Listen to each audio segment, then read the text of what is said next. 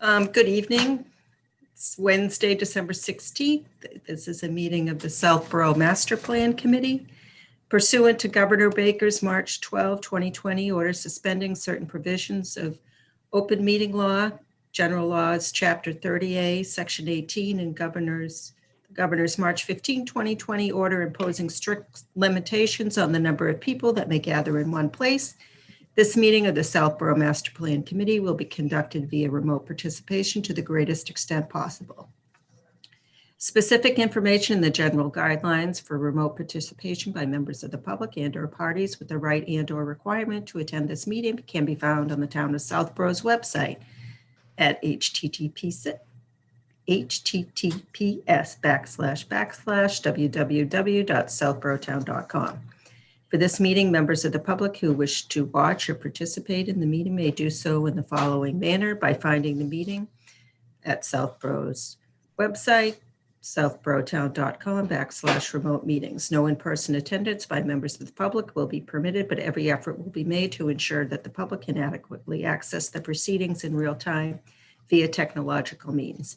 In the event we are unable to do so despite our best efforts, we will post on Southborough's website an audio or video recording, transcript, or other comprehensive record of the proceedings as soon as possible after the meeting. I'll be happy when I don't have to do that anymore. Why don't you record it on video and then you can just play it? Yeah, Sam. I'm lucky I can log into a Zoom meeting. Let's not push things too far. So we have a quorum, so we should take a roll call vote. Luttrell here, Markalier. Here. Glazomitsky. Here. Signs. Here.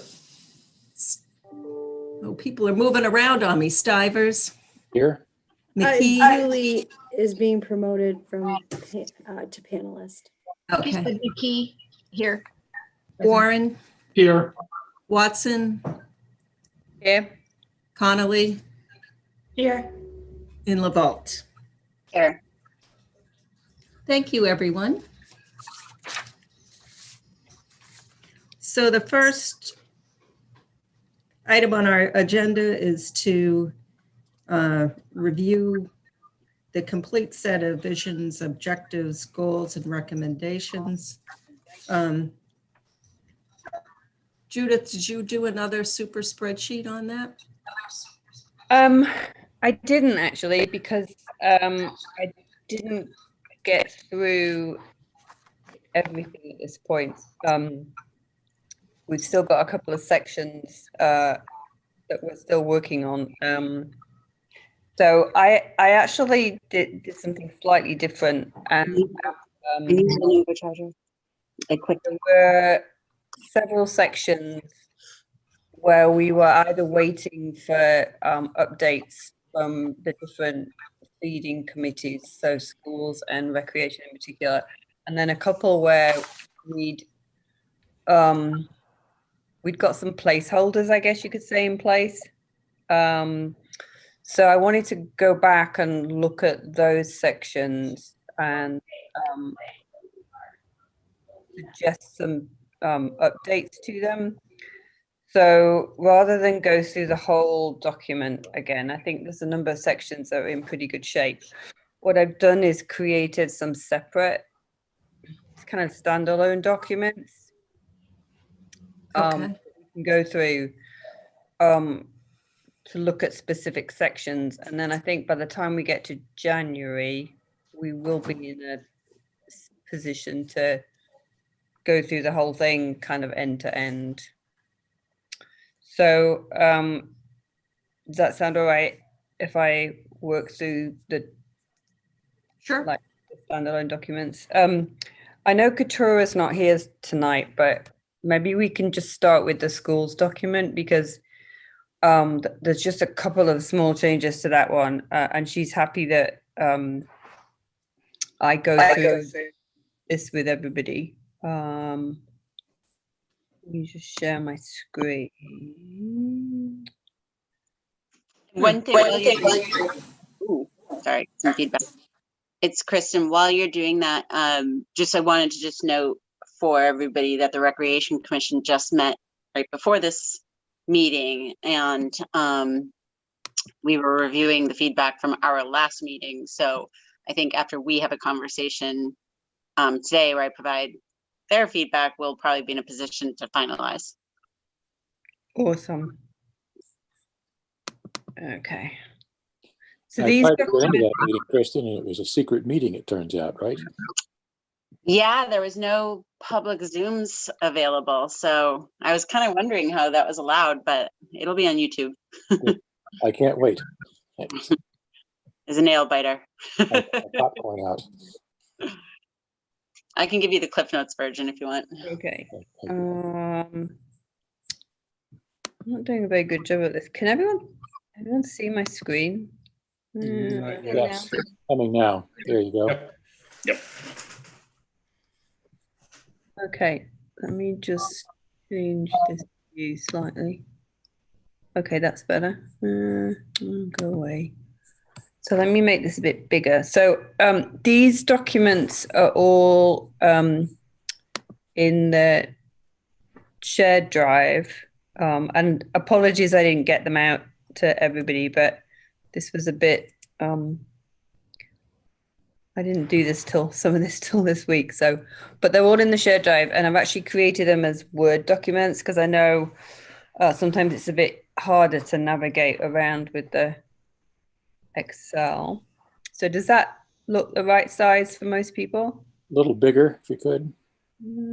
Okay. Aging out. Okay. Better.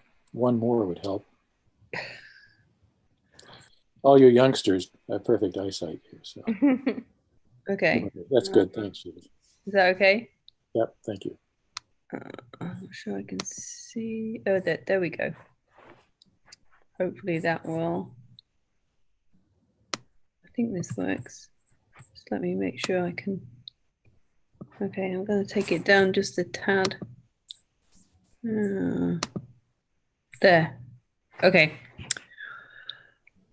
So this is just a one-pager, literally, that summarizes the school section, which is a subsection, a sub-objective within public services, resiliency, and schools. That was how we grouped everything together.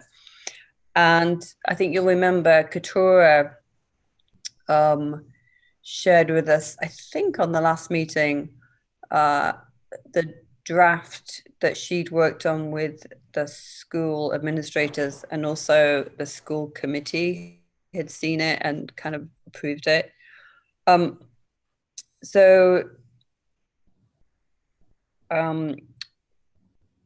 was I mean, we all say it was a great list of recommendations. When I took those recommendations and kind of mapped them into the master document, if you remember, our document goes objectives, goals, and recommendations. We were kind of missing goals. So we went from objectives to recommendations, which is fine. Actually, sorry, let me start again. We go objectives, goals, and recommendations. And the original document had a kind of a single, quite lengthy goal, which is what's written here. And when I looked at the recommendations, Katura had incorporated a big piece of that goal into one of the recommendations. And then we had this kind of very comprehensive list of recommendations, but it did feel a little bit like a laundry list. So what I did, and she is in agreement with this kind of overall approach here, just the quick note here is they're still working on a couple of the recommendations, and the goals that I've just wordsmithed here have not yet been seen by the school teams. So we definitely need to make sure that happens. But what I did is I took those recommendations and just wordsmithed 3 goals that then allows us to map the recommendation. So it just makes it fit into the master plan a little bit more neatly than just having a long list of recommendations. So the first set of recommendations speak to ensuring the highest possible standard of student development and well-being. The second set relate to high quality facilities, professional faculty, and the curriculum. And then the third area, and this was the one that I think we kind of really wanted to make sure was included in there, which was looking at opportunities for coordination and collaboration, not only with other education providers, but within the community at large, so that, you know, we were kind of building on that idea of having a great school foundation that could in the future allow us to offer ongoing education for other members of the community. So there's no changes in this to the recommendations at all. It is just literally all we've done is just map, or all I've done is just map those recommendations against the goals. So now I can see you all again. So I don't know if anyone has any questions. Thank you for doing all of that.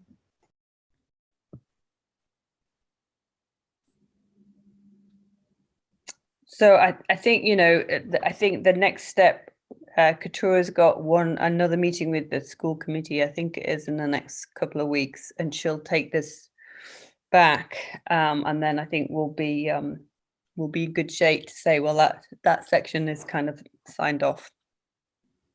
I think she'll bring it back to the January meeting because I think she's got a couple of tweaks, but then I think we'll be ready to sign that one off. Mm-hmm. And as you said, Judith, I've heard her talk about this with the school committee, so it's something that at least they're familiar with, and they may do some tweaks, but shouldn't be any surprises in here for them, which is great. Yeah. Do you think the school committee is in favor of this? Well, it started with their strategic plan. Yeah. And so I think they seem to be very supportive of being able to link into what the town is doing with the master plan. And I think they were pretty disappointed that they sort of got shunted aside in the 2008 master plan. So I think generally, my read of the body language was that they were very supportive of being included in this. And the superintendent particularly was eager to sort of get his strategic plan thoughts in here, which Katura has done. And I think we've amplified some of it in certain places, which is not a problem, I think. But again, I expect that they will be pretty comfortable with it, but don't know for sure yet.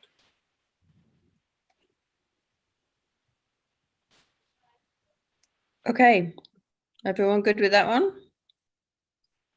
Yep. Excellent. All right. Let me see. Let's do Julie on, yeah? I saw Julie. Did I hear Julie? Julie Connolly. Yep, I'm here, Judith. She was here. Yeah. Yeah, there she is. Great. Okay. So let's take a look at my Zoom works here. I'm going to get rid of everybody's. Okay, so let's talk a little bit about the downtown initiative. So this was an action that I took to connect with Julie and look at how the best way to kind of refine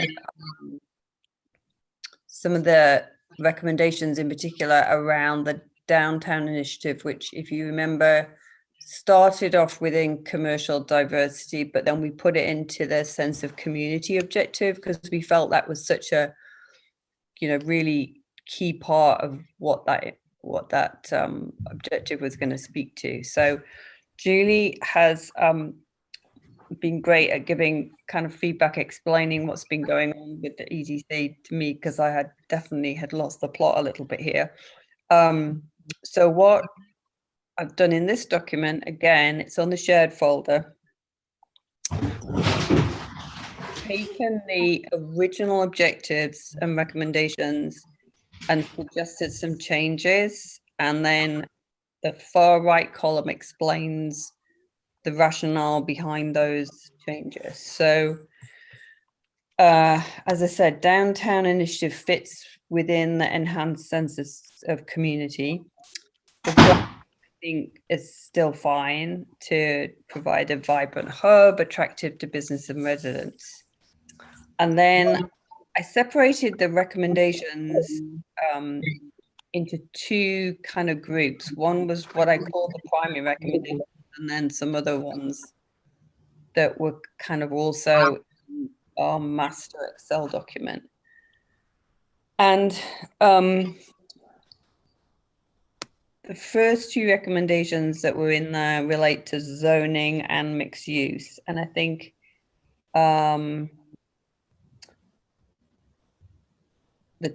what we've ended up proposing are the two in the middle here. So this one, define and document changes to zoning and use regulations, and then seeking consensus for those zoning regulations across boards, commissions, and gaining approval from the town meeting.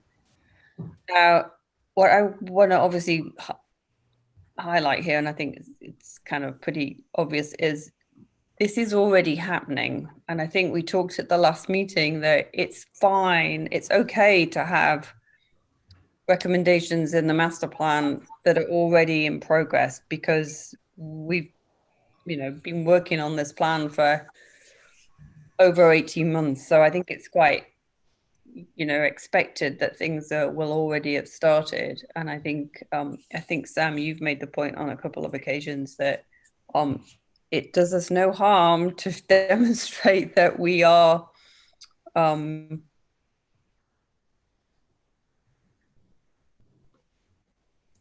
successful some of these recommendations as well. So the plan, but I think certainly in the downtown initiative, what we've tried to do is capture that sense of the work in progress and also include kind of next steps.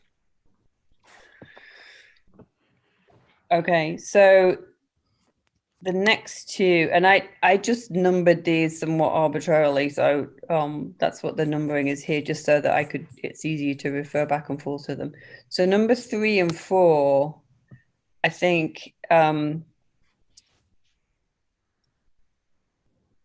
the suggestion here is to try and make them again linked to what's actually happening in practice, which is around the design guidelines,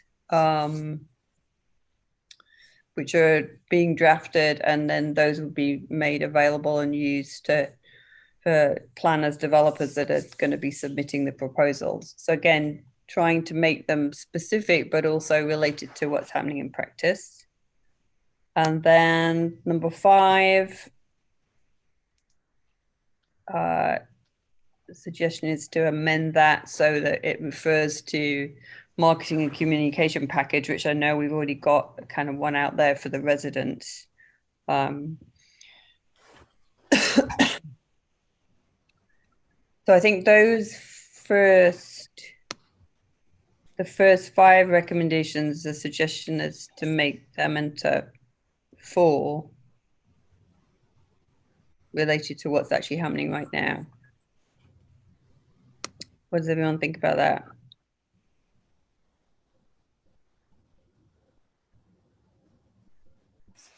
I think that makes a lot of sense, especially combining 3 and 4.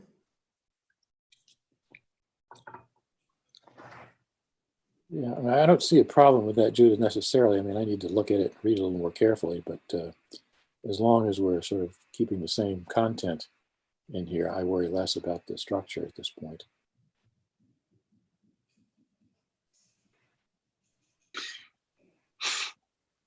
Okay. I mean, yeah, I mean, the content, I think the content is, from what I'm looking at, and I think, Julie, we talked about this, is that it's actually probably more, the recommendations as they're kind of now stated are more specific and I think more action oriented than maybe some of the others, some of the original ones were. Yeah, I agree with that. And I'm not sure how much, we could dive into it a little bit more. You're right that this is sort of steps that are already being, starting, but certainly it's part of the plan, that we want to keep going forward. So I don't see what the problem with having it in here. It lines up with, goals that have been part of the town for a while. And, I think it's, if nothing else, it lays out a good roadmap to help see it through to the end, hopefully. Because, in some ways there's been a lot of really great progress recently with the zoning bylaw. There's been some just really encouraging collaboration between the planning board and the board of selectmen and the EDC, and I hope that momentum continues. I think we will very soon hopefully have a product that we can bring to town meeting with all three committees hopefully being in support of. So that's amazing. But we also have to recognize that the zoning is sort of just the foundation, right? Like the zoning doesn't in and of itself do anything. It just sets the conditions that will hopefully help to foster investment. But there's other work that needs to be done, which is why some of these other things are important too. We're looking at wastewater management is a big piece of what has been identified as one of the barriers to downtown development. So that's another piece we're working on. And we've actually put out an RFP, and we have some bidders on to get a feasibility study going. So we have the preliminary pieces for that going on. So, but again, that's still just sort of putting in the infrastructure to make it feasible for somebody who's interested in bringing in a business or putting in a building that could house a business to come in and do something there. So yeah, I think that the biggest change that we would see would be the potential for mixed use, which would allow potentially, the residential units over a, ground floor commercial space. So that's the biggest change that we're looking for. And obviously we're limited on space, but this piece in particular has been part of the town's master plan for a while, and it has very strong support, as you guys know from your survey, which was so similar to ours. It's very strong support from the residents to do something that's fits within the town, that brings a little bit more vibrancy, that really makes the downtown sort of the heart of the community and a meeting place and a place to come together and to shop or to have a coffee or to have a dinner or an ice cream or whatever the case may be. And a big part of that is connecting it with other parts of the town, which is why you'll see on there references to sidewalks and bike racks and green space and places where people can gather, and also ways hopefully eventually for people to get to downtown more easily and more safely. So it ties in nicely with the work that's going on right now, which is promoting safety downtown. I'm hoping that we're kind of building off of that with this. So it's encouraging, but then there might be more to do that maybe we don't know all the details of yet, as far as trying to encourage and take a leadership role in sort of guiding what kinds of businesses we want to come downtown. So that's, something that we might want to think about too, but to make sure we get the mix of businesses that we're looking for. But I think the zoning, one of the things that the new proposed zoning bylaw does is it enumerates certain uses that you don't have to get a special permit to have. So, and we tried to do it in a way that encouraged certain types of businesses to come into town that lined up with, what the survey said our residents wanted.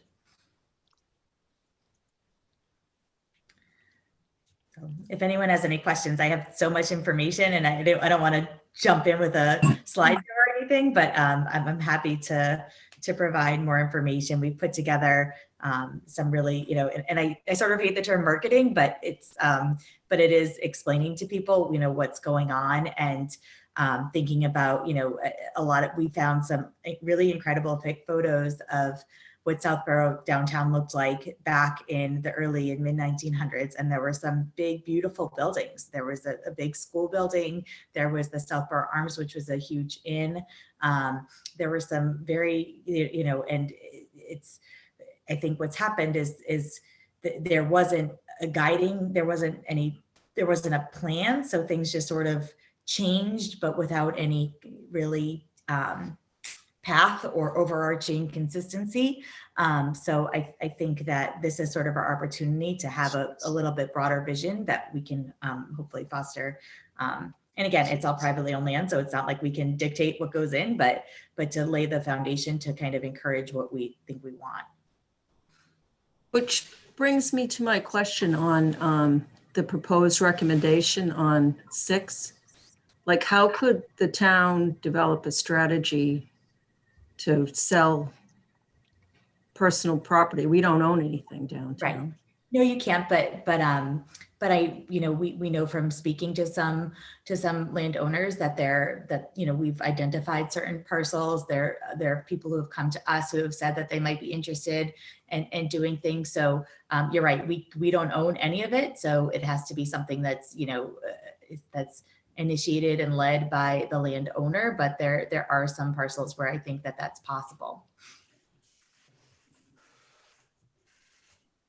But yeah, you're right. We can't control anything per se, but we can't control anything at all, but we can encourage certain things and make the conditions that allow certain types of development to occur.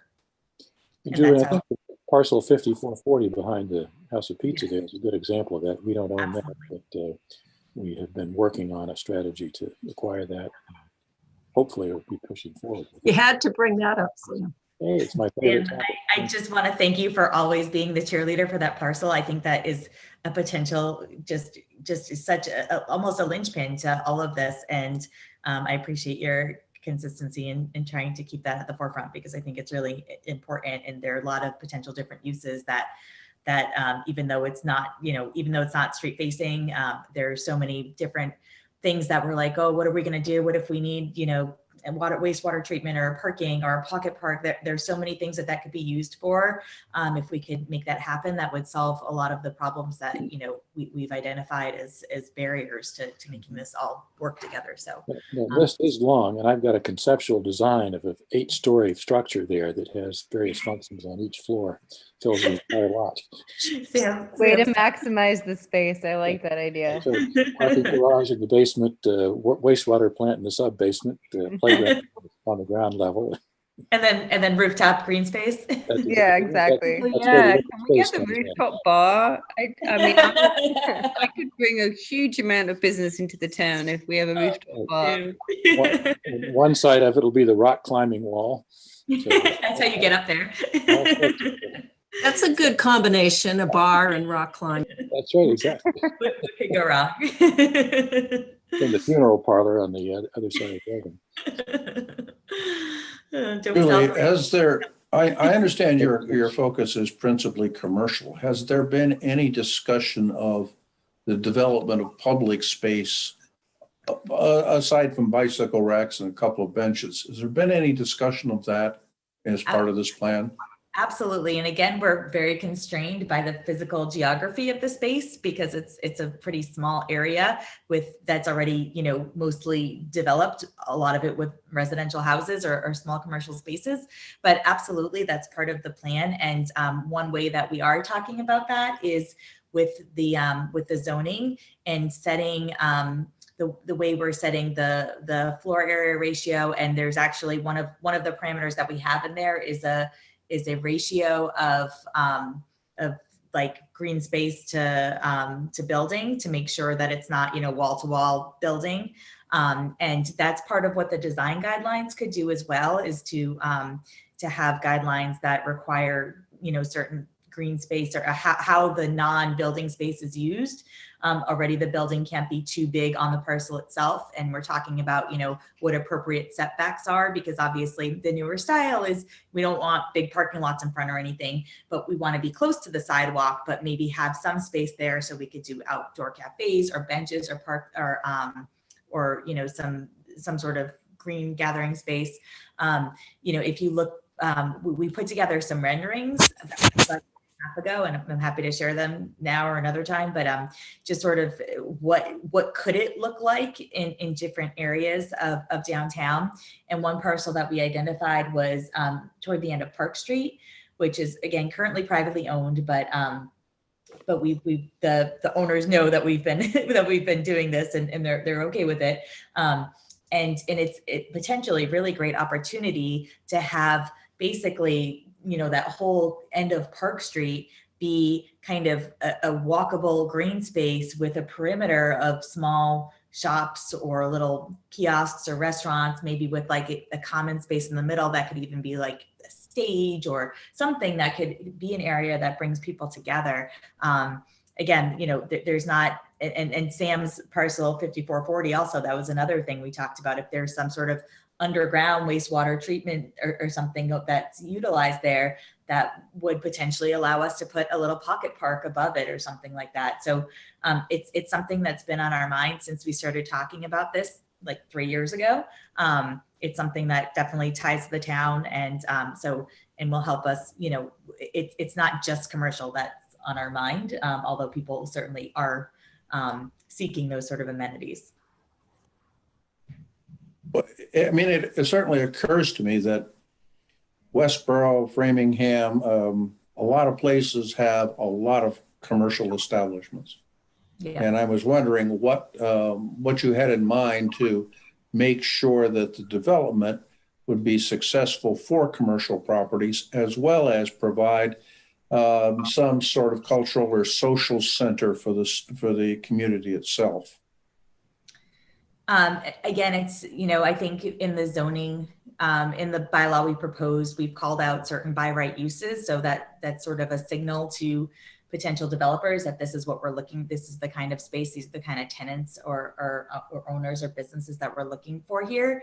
And this is kind of how we've done a lot of research in this. We're not the first community that's had to deal with things like this. So, and that's kind of how it's done. That's sort of the first step to encouraging the type of amenities that we look to see. There are other things that we could potentially do too. I mean, again, we're a little bit limited because, like as has been pointed out, we don't own any of the land, but I know like in Marlboro, when they were doing, some of their downtown development, they actually, at some point, they were looking for a brewery to come in, and they really wanted a brewery, and they set up the conditions, and they worked with the landowner, and they put out an RFP saying, hey, we want a brewery, come get us, come here, come give us your proposals. And so we haven't gotten quite into that level of detail yet because we don't have anything to offer at the moment, but that's something that maybe could be explored. And again, we're not Marlboro, our space is small and limited, but those are the kind of amenities people are looking for. And working with some people who've done this before, I think we can come up with maybe some ways to help continue to encourage that, so we get the right mix of what we're looking for. Are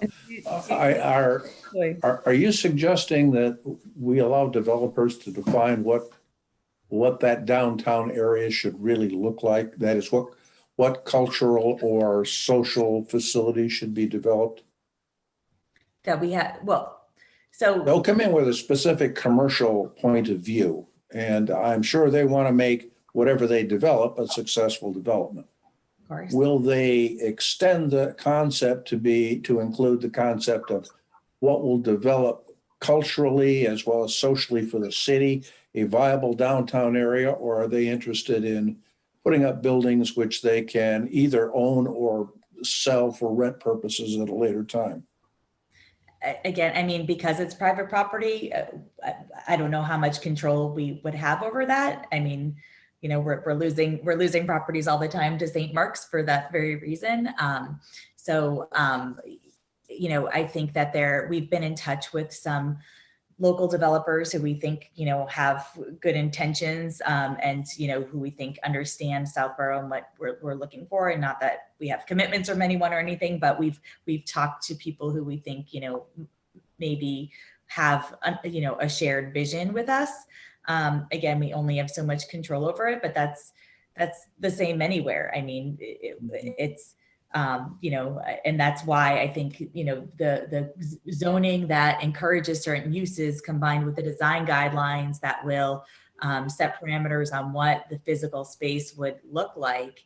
I think that's how you set the boundaries and control what goes in there.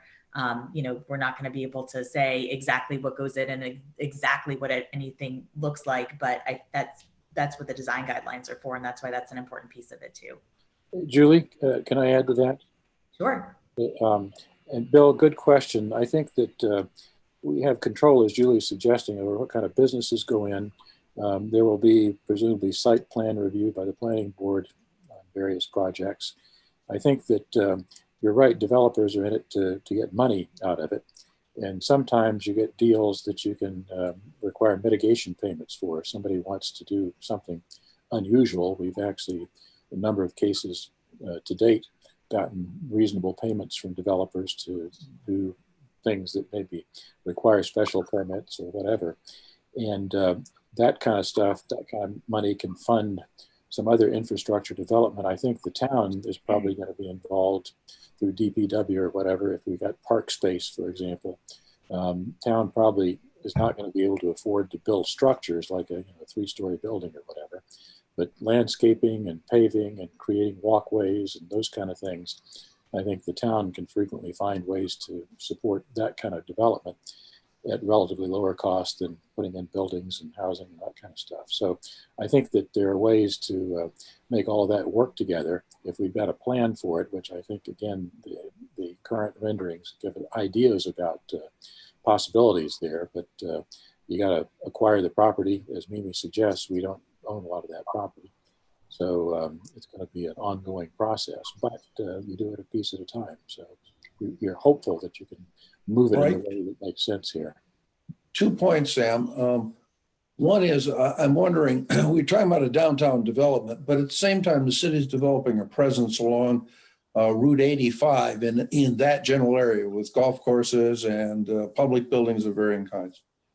Is there a strategy that we should enunciate here or try to pursue which links development to some other larger social context?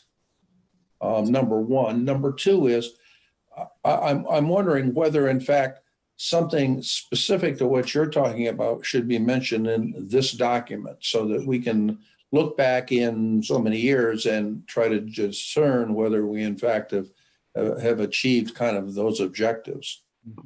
And again, I think, I don't remember off the top of my head, Julie, but I think there is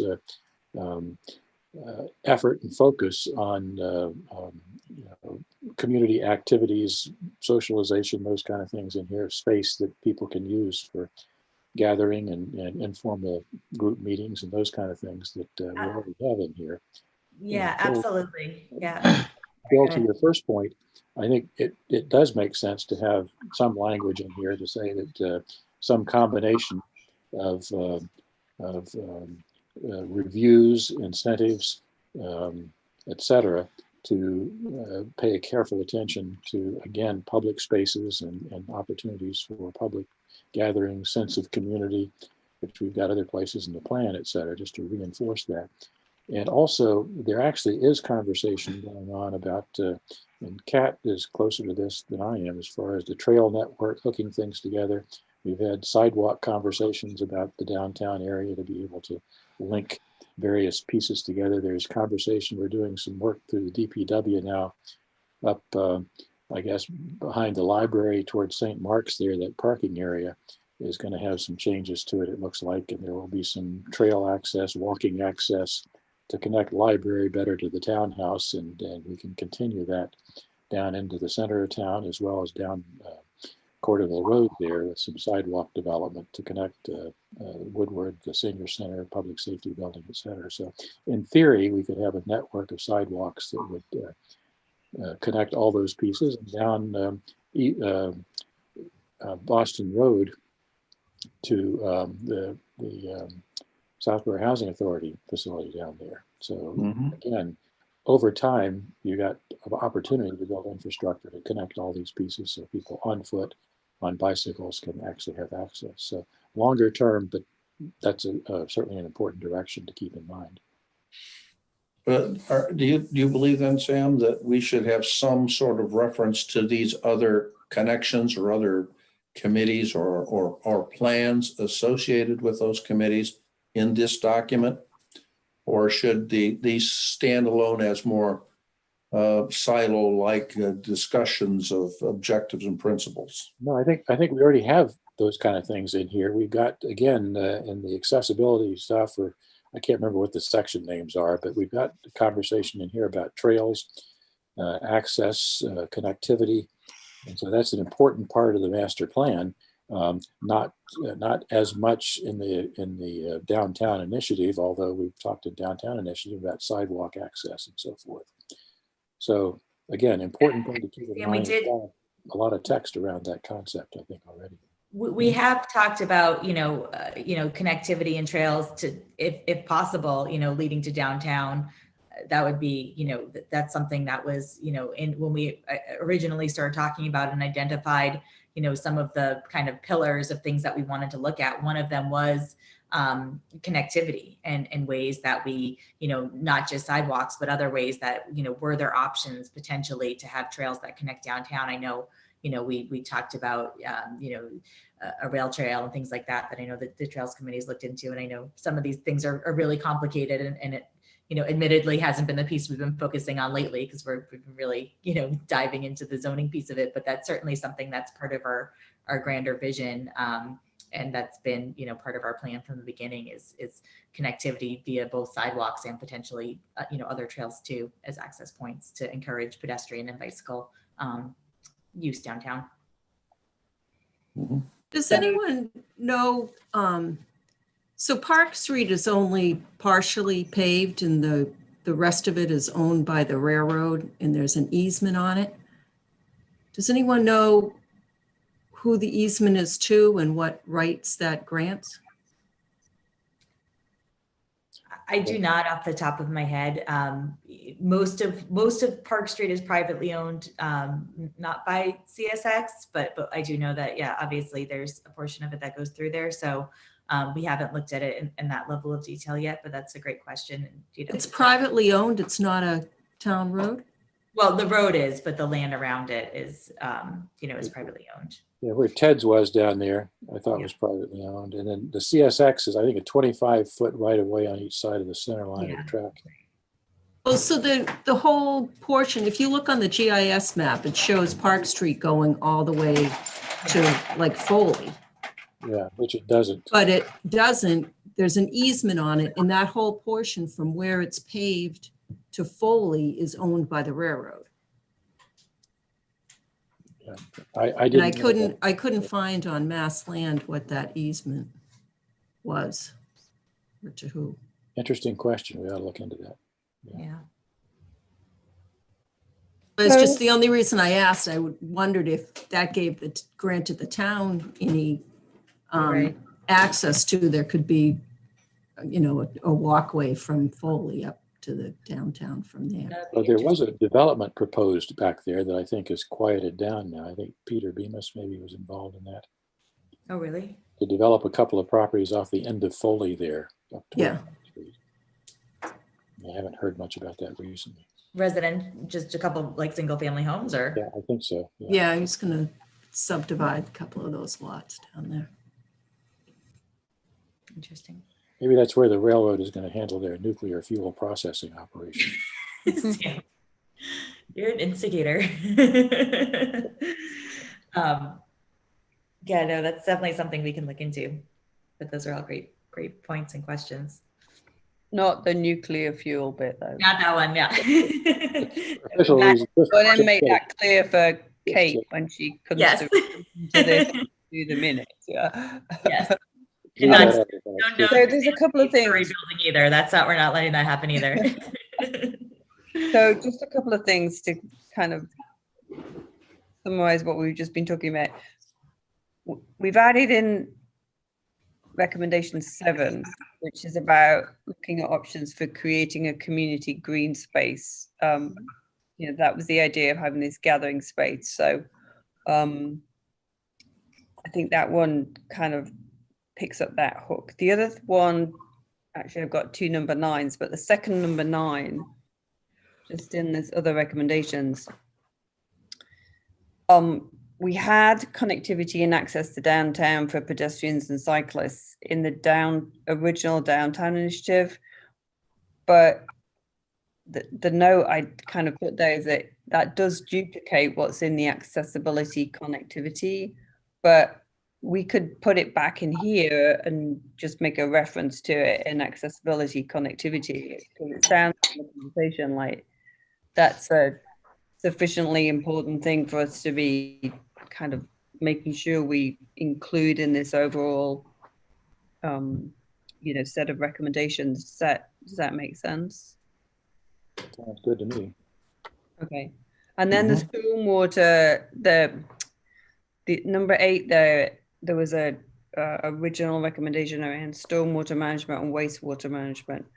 Now we've already got reference to improving stormwater management, and when we look at the MVP mapping, you'll see there's a lot more recommendations being now proposed around stormwater management. So I think the key dependency here was around wastewater, and we did actually wordsmith a wastewater recommendation in our meeting in October when we looked at the 2008 implementation. So I kind of put that one back in there. Judith, just an update on the stormwater thing. Karen Galligan believes that she is close to getting agreement from CSX to allow the replacement of some pipes underneath the tracks at the Main Street Railroad crossing there. And if that actually happens, I think she is confident that she can take care of stormwater problems in that area of town. Okay. She was unaware of those. Residents have been complaining about that, so it's not clear exactly the severity of the problem, but she believes that the pipes under the tracks now, stormwater pipes, are old and possibly not functioning properly. And so this update to the crossing hopefully will take care of stormwater issues there, but at least it opens up another part of the stormwater system. All right, so that was okay. So that was more. That's more specifically. So less around stormwater for specific. I mean, this is more. I'm trying to find my words here, because when we look at, I'm thinking about stormwater more from a Conservation Commission perspective. When we're looking at, the management of stormwater in relation to wetlands, and usually that comes in relation to individual properties and projects, as opposed to what you've just talked about. Right. Sam, is a more infrastructure based stormwater management. Yeah. And we've got stormwater again coming off the roads in that part of town. Right. Independent of development. Everybody had been developing according to the Concom regulations. Everybody keeps their own stormwater on their property. And that's probably not perfectly true, because development's been happening over a long period of time down there. But we've still got a moderate amount, apparently, of stormwater coming off the road down East Main Street there into the railroad track area. So her goal is to get that underground system up to snuff to be able to get rid of a sizable amount of water there. And I think he thinks that should improve. I think it's worth leaving on the list. No, definitely. But Only probably because worth making that into a separate one, because I think it'll end up being a different implementation kind of track. But again, the residents in that area are concerned about that, so I think it's important to keep that visible, and hopefully it'll get taken care of fairly soon. Okay. Sam, is this issue about wastewater and stormwater, is it also a bottleneck for further development in the town at places? Wastewater certainly is. Stormwater, could be, but that again, I think, is headed toward solution. Wastewater, again, for businesses that want to operate in the downtown area, you got to find some way to get rid of wastewater. And again, it is, expensive process. I guess septic systems down there don't have lots of extra capacity. I don't know that there are any. I think Claire Reynolds did a quick look at the current septic systems, and there are surprisingly few that are failing at this point. So you need to have capacity if you're adding business capacity there, particularly certain kinds of businesses generate more wastewater than others. So that's an issue that needs to be addressed one way or another, where the individual business owners take care of it, which is expensive and raises the cost of doing business, versus a group solution where you put in maybe a small wastewater processing facility. Do we have any intentions as a town to get to a public sewer system? Nope, simply stated. The issue is that we had a chance, I don't know, 20, 30 years ago to join the MWRA, Mass Water Resources Authority sewer Yeah. system. It was expensive, but the real kicker was that wastewater that we would produce to get to the MWRA system through Framingham and Natick, their pumping capacity was maxed out. And so they said, great, we're happy to work with you, but you pay for our new upgraded pumps and piping system so we can handle your volume of wastewater. That Yeah. number was a very large number. So we said, we'll pass. We're still looking into ways to connect there. One of my hopes is maybe we can find a way along Route 9, for example, to put in some sort of a system that would connect in ways that, I don't know if folks know, I'm on the MWRA advisory board. Since we're an MWRA community, we get the opportunity to sit in on that stuff. And they have a number of fairly clever ways of dealing with that. You could do wastewater collection tanks and then pump through the system, overnight, so you don't overload the capacity going into the system. And you got to get to Deer Island, which is where their main processing plant is. So it's a long trip from Southborough, but there are ways you might be able to do that. It is unlikely, I would say, but I've not given up hope that it's maybe potentially possible to do a limited system, but not town-wide, far too expensive. And frankly, again, everybody's got their septic systems now. Yeah. So, it's going to be a hard thing to get people to pay for whatever it costs to do this.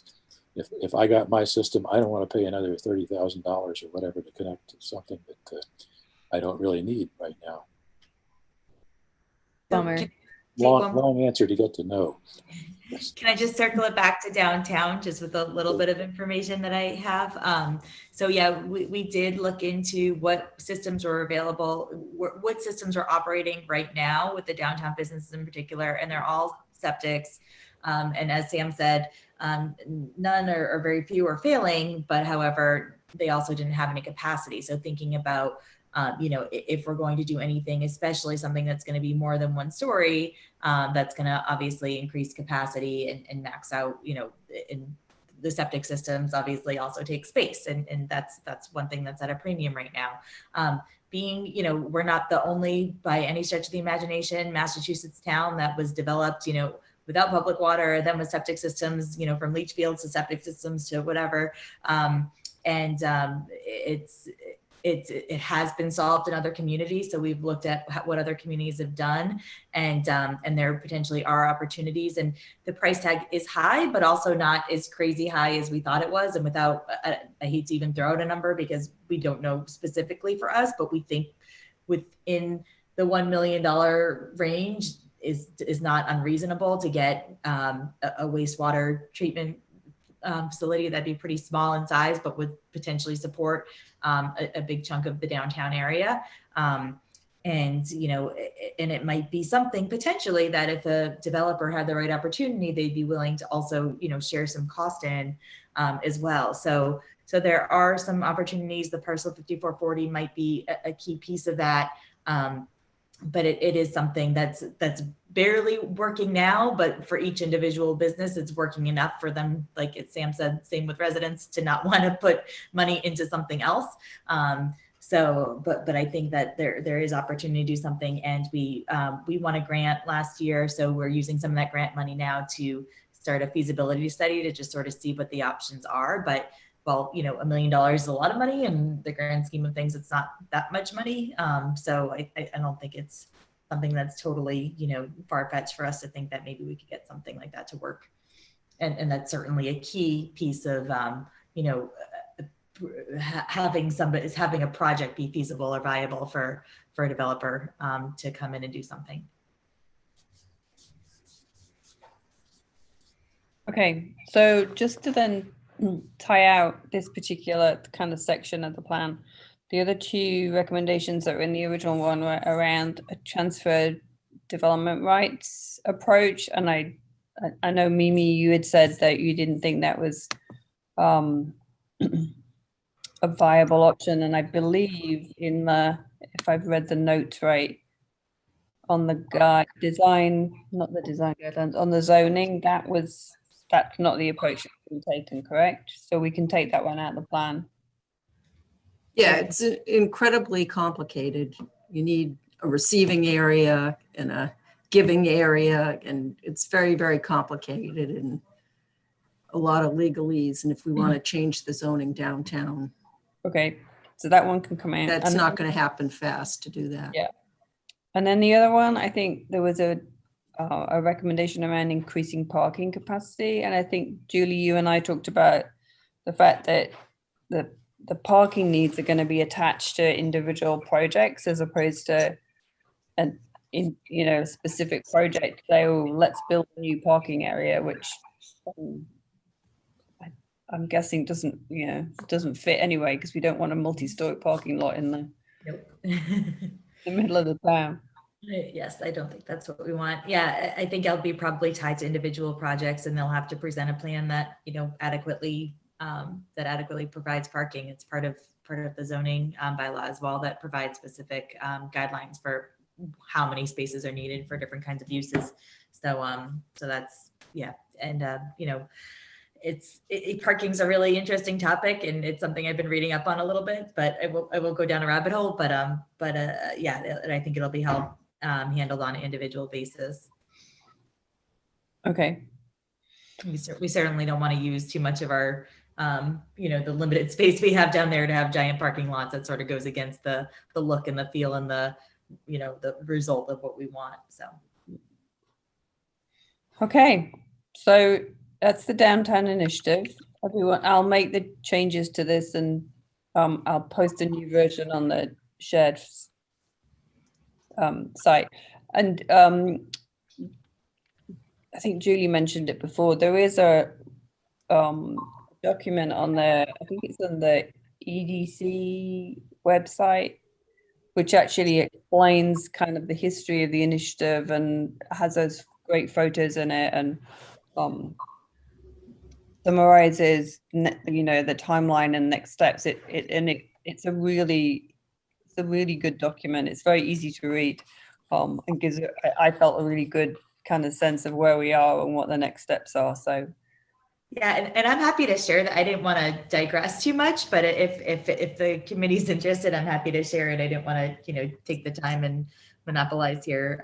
It's a little off track, but I think one of the things it has is some of the renderings is which I think are really interesting to see, and some of the historical pictures as well. I think are just really provide some really interesting context. So and also kind of outlines our goals and what we've done so far and what we think the next steps are. So I'm happy to share that if the committee's interested, or it is available on the website. I'm happy to email it about or post it on the shared page or however you guys want to receive it if you're interested. I would love to see it. yeah, maybe. Well, if I'm going to update this, I can put it on the website on the shared drive when I update this as well, so it sits next to each other. Thank you. Okay. So let's, if everyone's still okay, let's this is the move this out so I can see this. We have other components in the sense of community objective that I've also done a bit of work on, similar, just to try and align them with the rest of the plan and make them, as robust as we can. So again, another document in the shared folder if you want to come back and look at it. So I'm sorry, I missed that. Someone say something? No. I think my significant other might be shouting at me, but he'll have to wait.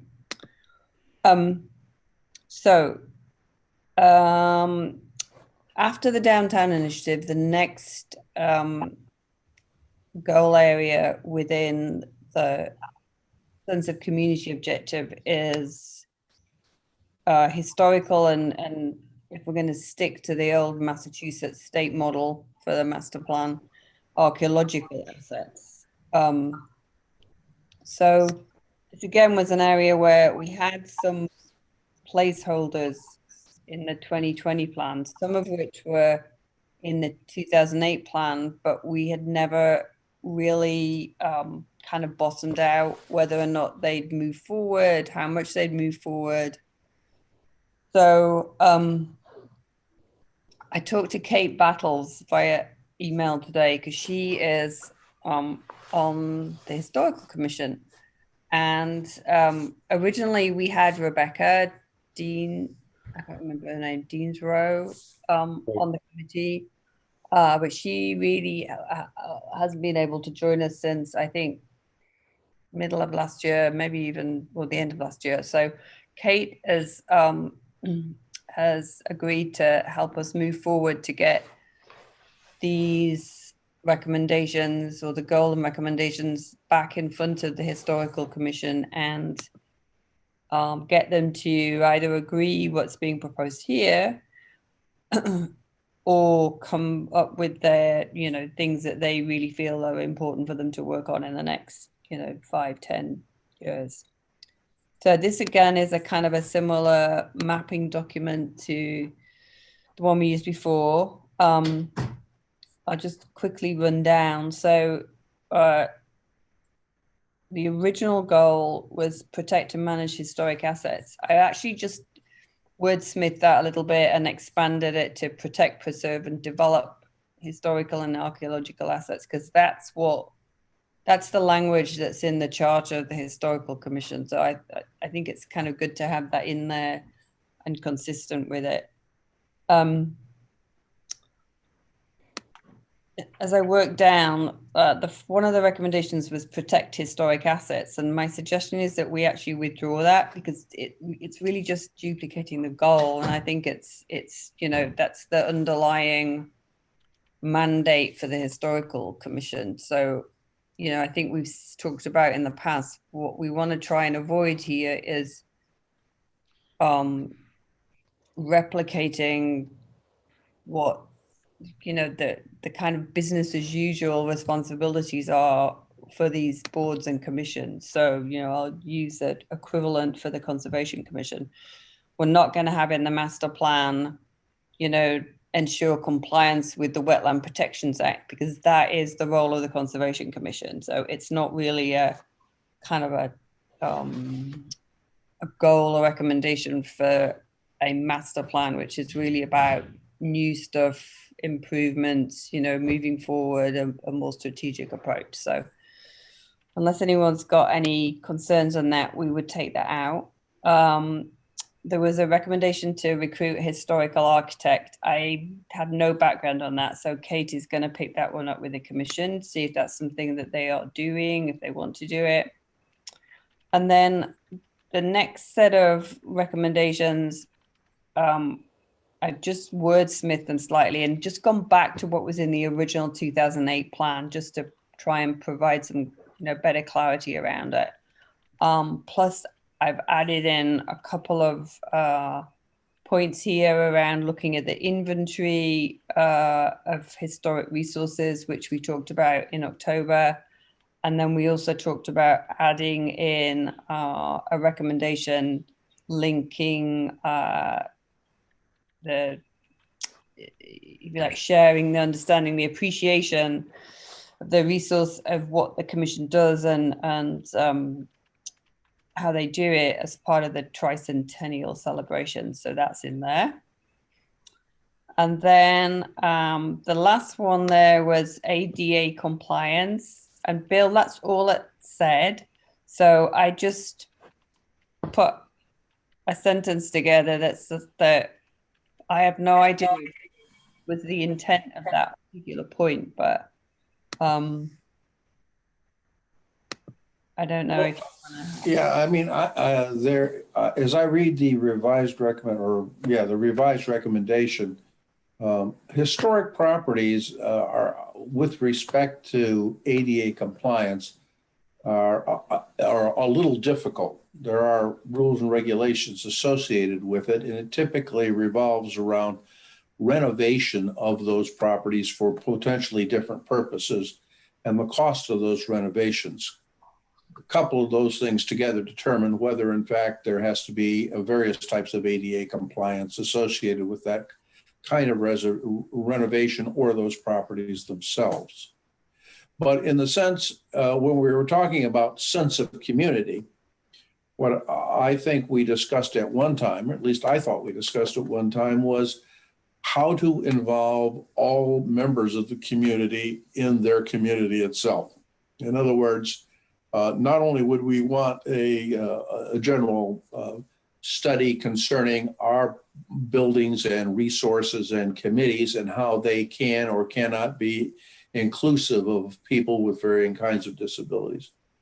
But beyond that, we wanted to take a more proactive approach as much as possible to make sure that even if in fact every single I was dotted and T was crossed, that beyond that we had as an objective to try to recognize that there were people of varying disabilities. And I'm not talking about, necessarily from birth disabilities, but as we all get older, there are disabilities that we incur.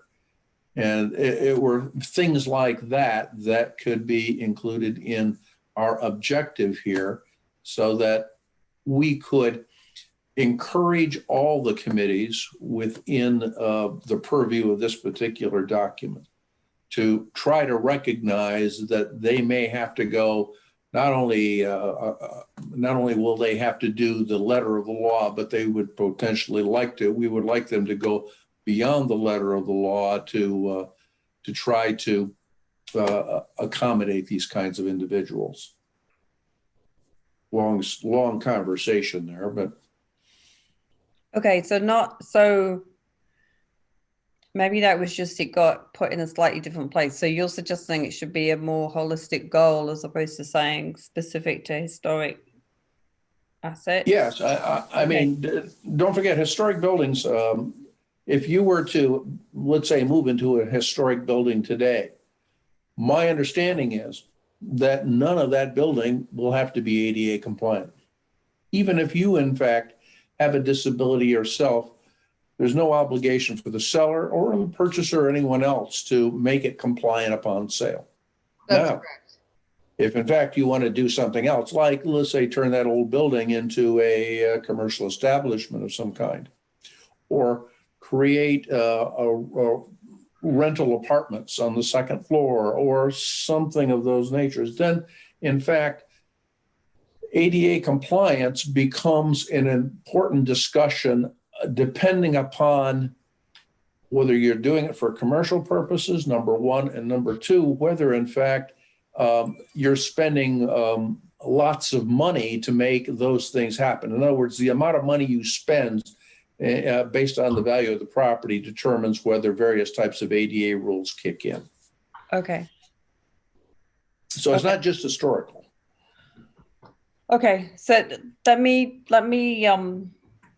we'll take it out of here then, Bill, and let me look at we can craft a different kind of goal and recommendations around that. I'll connect with you offline and we can take a look at that, yeah?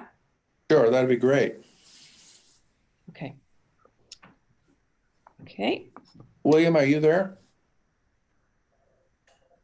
You talking to me? Yes, I am. Okay.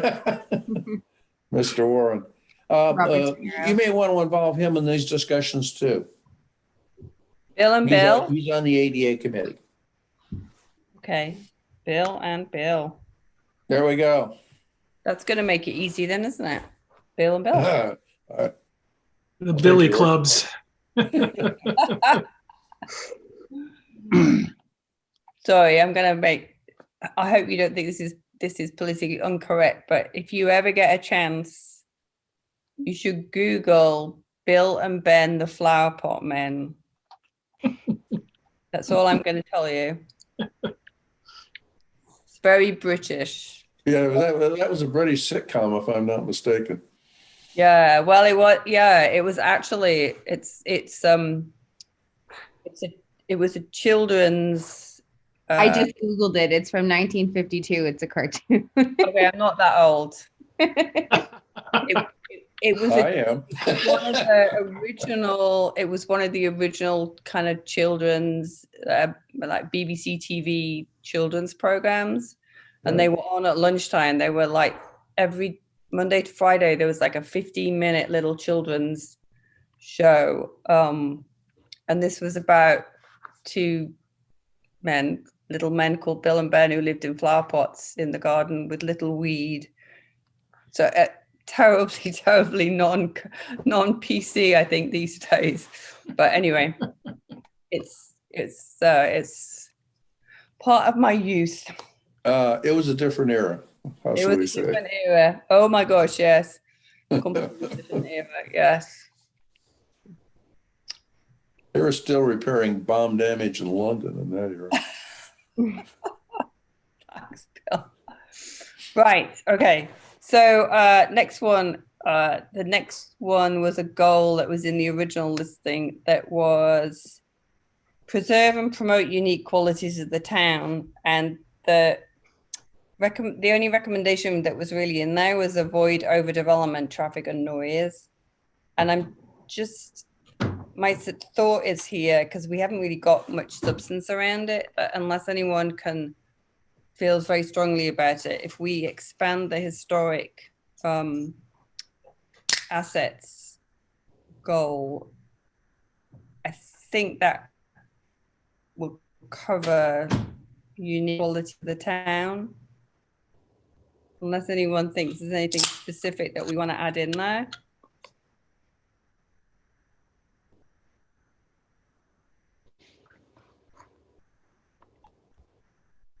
Okay, silence is golden. Okay, moving on. Okay, this was a fun one, I think. So this one is another one that I've kind of added in. This was another recommendation, another goal area in the sense of community. Stay up to date with developing communication possibilities. And Bill, this might be one that we want to look at, but I've kind of wordsmithed it a little bit to make it a placeholder for the recommendations that we talked about when we went through the 2008 plan back in October. So these recommendations here, even though it says a new recommendation, they're all ones that we talked about in October. Application of technology to enhance communication, welcome letter information packet, biannual boards, and then develop recruitment support recognition for town boards and commissions. So I've called the section topic, I've called local government, because I couldn't think of a better word or a better phrase, but that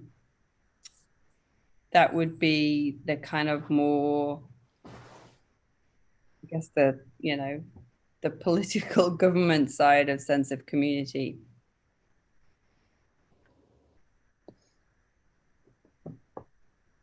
So I think, like, by and large, community members really just kind of want to know what's going on, right? Like, I mean, I think that's pretty obvious.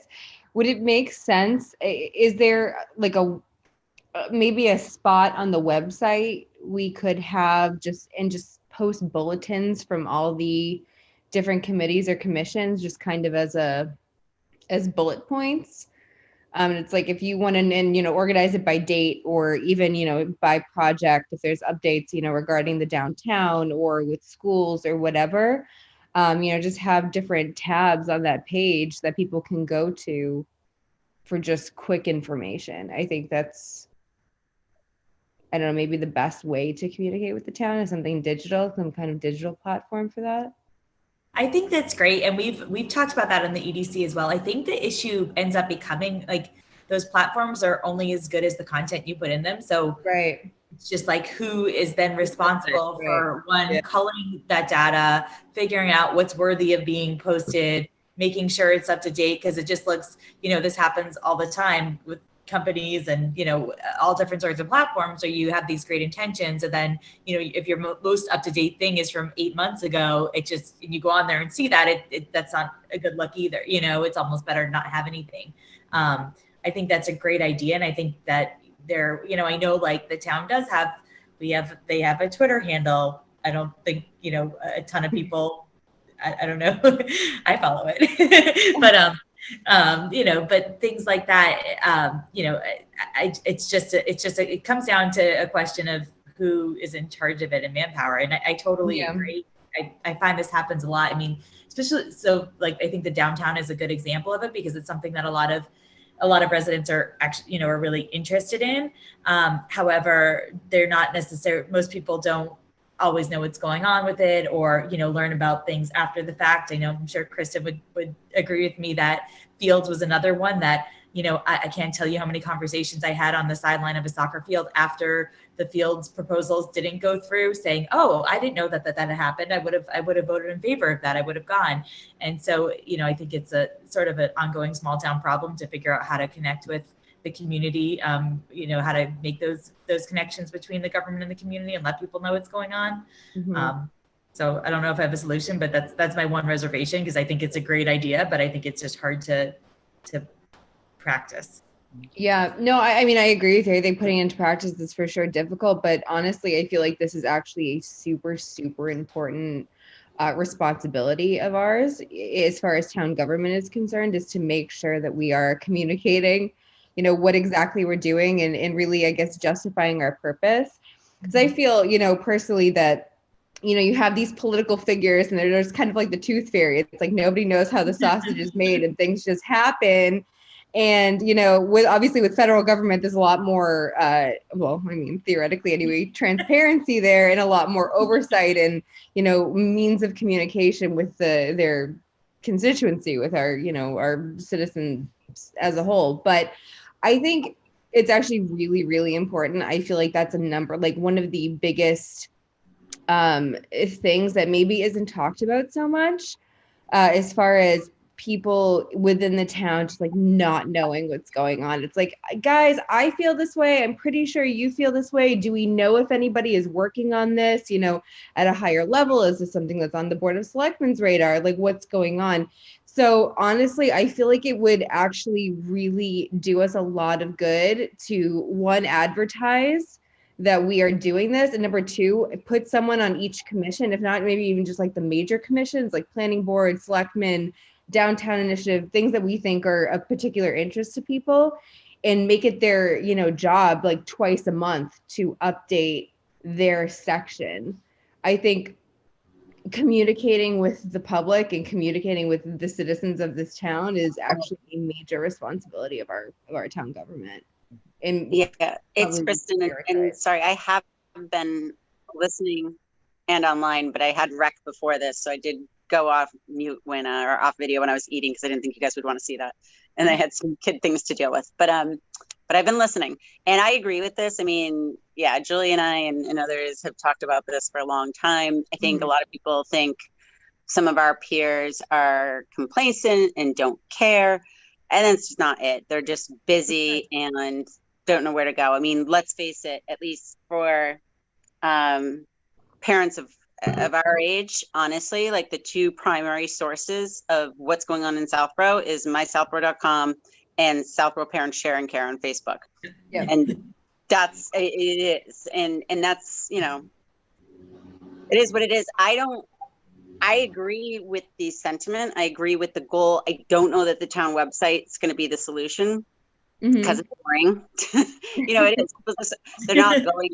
They're not going there. So we don't have to solve it tonight. I think it's a worthy goal to figure out how do we finally tap into the greater population and, get people at town meeting and understanding, and even like with the one benefit of the Zoom meetings, right? It's so much easier to call in, which is which is kind of a bad thing because I'm doing it probably a little too much for my husband's personal Liking. exactly. But so I think we can have a goal. I just don't think we should specify the solution because I don't know what the right solution is. Well, remember, the town website has e-alerts, and I don't know if everyone here is familiar with the e-alerts, where you sign up for certain information and it comes to your inbox. Maybe we have a campaign to get that word out so people can sign up for those alerts. And to your point, Gina, I mean, having point people to submit those updates, and that's one way we could perhaps get that information out and utilize the e-alert so people aren't having to go to the website, because I agree it's not the most I don't think people are seeking it, but if it comes to them, then perhaps that's a different way. Right. Yeah, the website may not be the most elegant solution, but Kat, I agree with you. And you kind of just made my point. You're like, I don't think that anybody knows about this service that we have. And I think that that's half the problem. If we have a tool in place where, we're able to send updates directly to people's inbox, granted, they would have to, opt in and elect to give us their email information. But I think maybe if we did a better job of marketing that service, and then, like I said, appointing someone twice a month, once a month, whatever it is. I mean, obviously not trying to tax people beyond their bandwidth, but maybe just take track at their meetings of like, this is maybe an important point that I would want to share with somebody, or I would want to know. And just get just a quick document, like nothing crazy, just like very bullet point. This is what's going on. This is where we are. This is progress that we made. Even just like have 3 questions that we ask ourselves, and answer those questions and move on. Just something to get out to people. I think it's actually So I think that I think the challenge with the e-alerts, I signed up for those probably 9 months ago, and unless I've done it wrong, all I get is a link to the minutes and the agenda of the different commissions. Yeah. You have to choose your options. So you choose minutes, agenda, or news and announcements, for example. So there are different options, but I think to your point, like if it's confusing to you and you're pretty informed, then that's where the campaign needs to focus, is how do you get this information, and what should you be selecting a 1, 2, 3. But yeah. I mean, the ones that I've been reading that I think are actually really good are the ones that have been coming out from the EDC. At least I got them in September, October. I don't know if I've had one since then. Yeah. That are just bullet points of what the EDC is working on. Mm-hmm. Yeah. Really good. And that's good, but they have a presumably half-time coordinator who winds up working. Yeah, that's Marika. Yeah. But I think for me, the key point here is this, I agree, is a critical component of sense of community. I think having it in a prominent place in terms of the master plan structure is critical. How we do it is, again, I think more of a longer term issue, because I think it to me, it needs a key person. I think it's hard to depend on various committee members to get it done. And it's unlikely that we're going to be able to afford staffing in the near term for somebody to do this. On the other hand, technology makes it easier and easier to do these kind of things. And I think that, conversations with the Municipal Technology Committee, I know they're interested in building technical infrastructure in a variety of places, and communication, and Will is a member of the MTC. So communication infrastructure make it easier to synthesize and report on things that the various committees are doing, I think could be an interesting development. Potentially maybe AI technologies to extract information from recordings of meetings and use that to summarize key comments, discussion areas, etc. for people. Could be something that could be worked on going forward. We don't have that today, but again, ultimately communicating, I agree, is a key element of getting people more. So just listening to what we've been talking about there, maybe the other that first recommendation kind of speaks mainly to application of technology. Maybe we also need to put something in there about the appropriate resourcing for it, because it sounds like one of the gaps to fill here is having someone whose job it is to basically Mhm. Well, create like, and manage the communication information, because it the blog works because Beth Mello spends a lot of time collecting the information, organizing it, and communicating it. Is that a town employee that runs the blog, or is this just No, a citizen of the? Yeah, volunteer. and Beth She's does a still great job, but unfortunately, because it's not, sometimes, and not Beth's fault, but misinformation also goes out. So I think the town does need its own Yeah. resource, so those things are kind of QC'd. And I'm not blaming Beth, I'm blaming more the people who comment afterwards, and it just gets out of control. Yeah. The other thing I think is important is like not just talking about what we're working on or what the Board of Selectmen is going to be talking about, but why should you care? Mhm. What was kind of interesting is I attended the Board of Selectmen meeting last night for the EDC update, but because I was working, I just got on for the whole thing, which was really long. And Wait a one minute. Hold on. it was thrilling, Sam, but it was really You hurt long. Sam's feelings. Riveting. Yeah. But I had no idea that there's a couple of topics of interest on there, and I ended up asking a few questions. But for example, some work that they're, not to go into detail, some work they're planning over at St. Mark's and near the library. I never would have, like, the way it was represented on the agenda. Sam, what was it, like a bullet for a Turned out an update on St. Mark's something or other. Yeah. No, it wasn't even that. It didn't even mention St. Mark's. It was a something park, whatever. Pocket park. A pocket park, right? So Right. I had no idea what a pocket park is. I mean, I had an idea. And it ended up being a much larger change, which I'm understanding to be positive. But like I had, no idea. I just happened to stumble upon it in the meeting. So, I would just add, I'm sorry, I'm probably going way too far into solutioning, but people don't understand why they should care about a particular warrant article, and they're not going to read the whole warrant in most cases. Absolutely. So you really do get lost in the weeds with this kind of stuff. And yeah. I just don't think the way that the information is presented, I mean, obviously we have a legal obligation to put all the minutes out, all the warrants out, and all the meeting information and all of that. But I just don't think, as far as, what is easily digestible information, that's the best solution.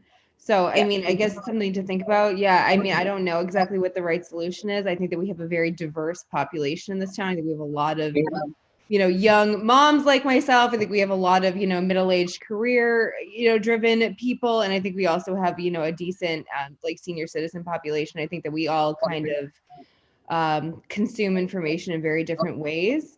And I think finding a one-size-fits-all solution to that is probably going to be difficult.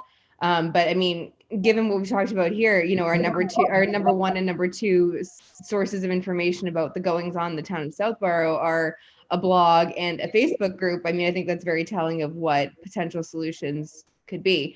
I don't know if we have like an Instagram page. I think that's extremely easily consumable information. Again, I don't know if it's something that, a volunteer on a committee could do.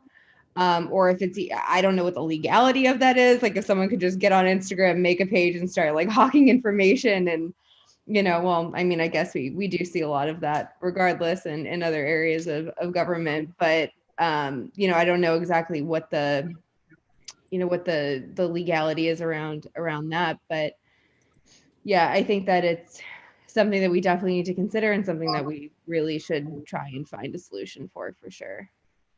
Judith, we haven't, I mean, maybe there's some stovepiping going on with respect to communication. We haven't talked about Southborough Access Media yet, and they could be an important component.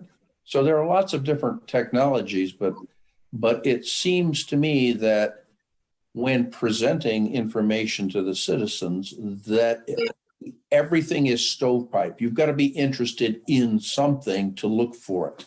Or to listen to it or something of that nature.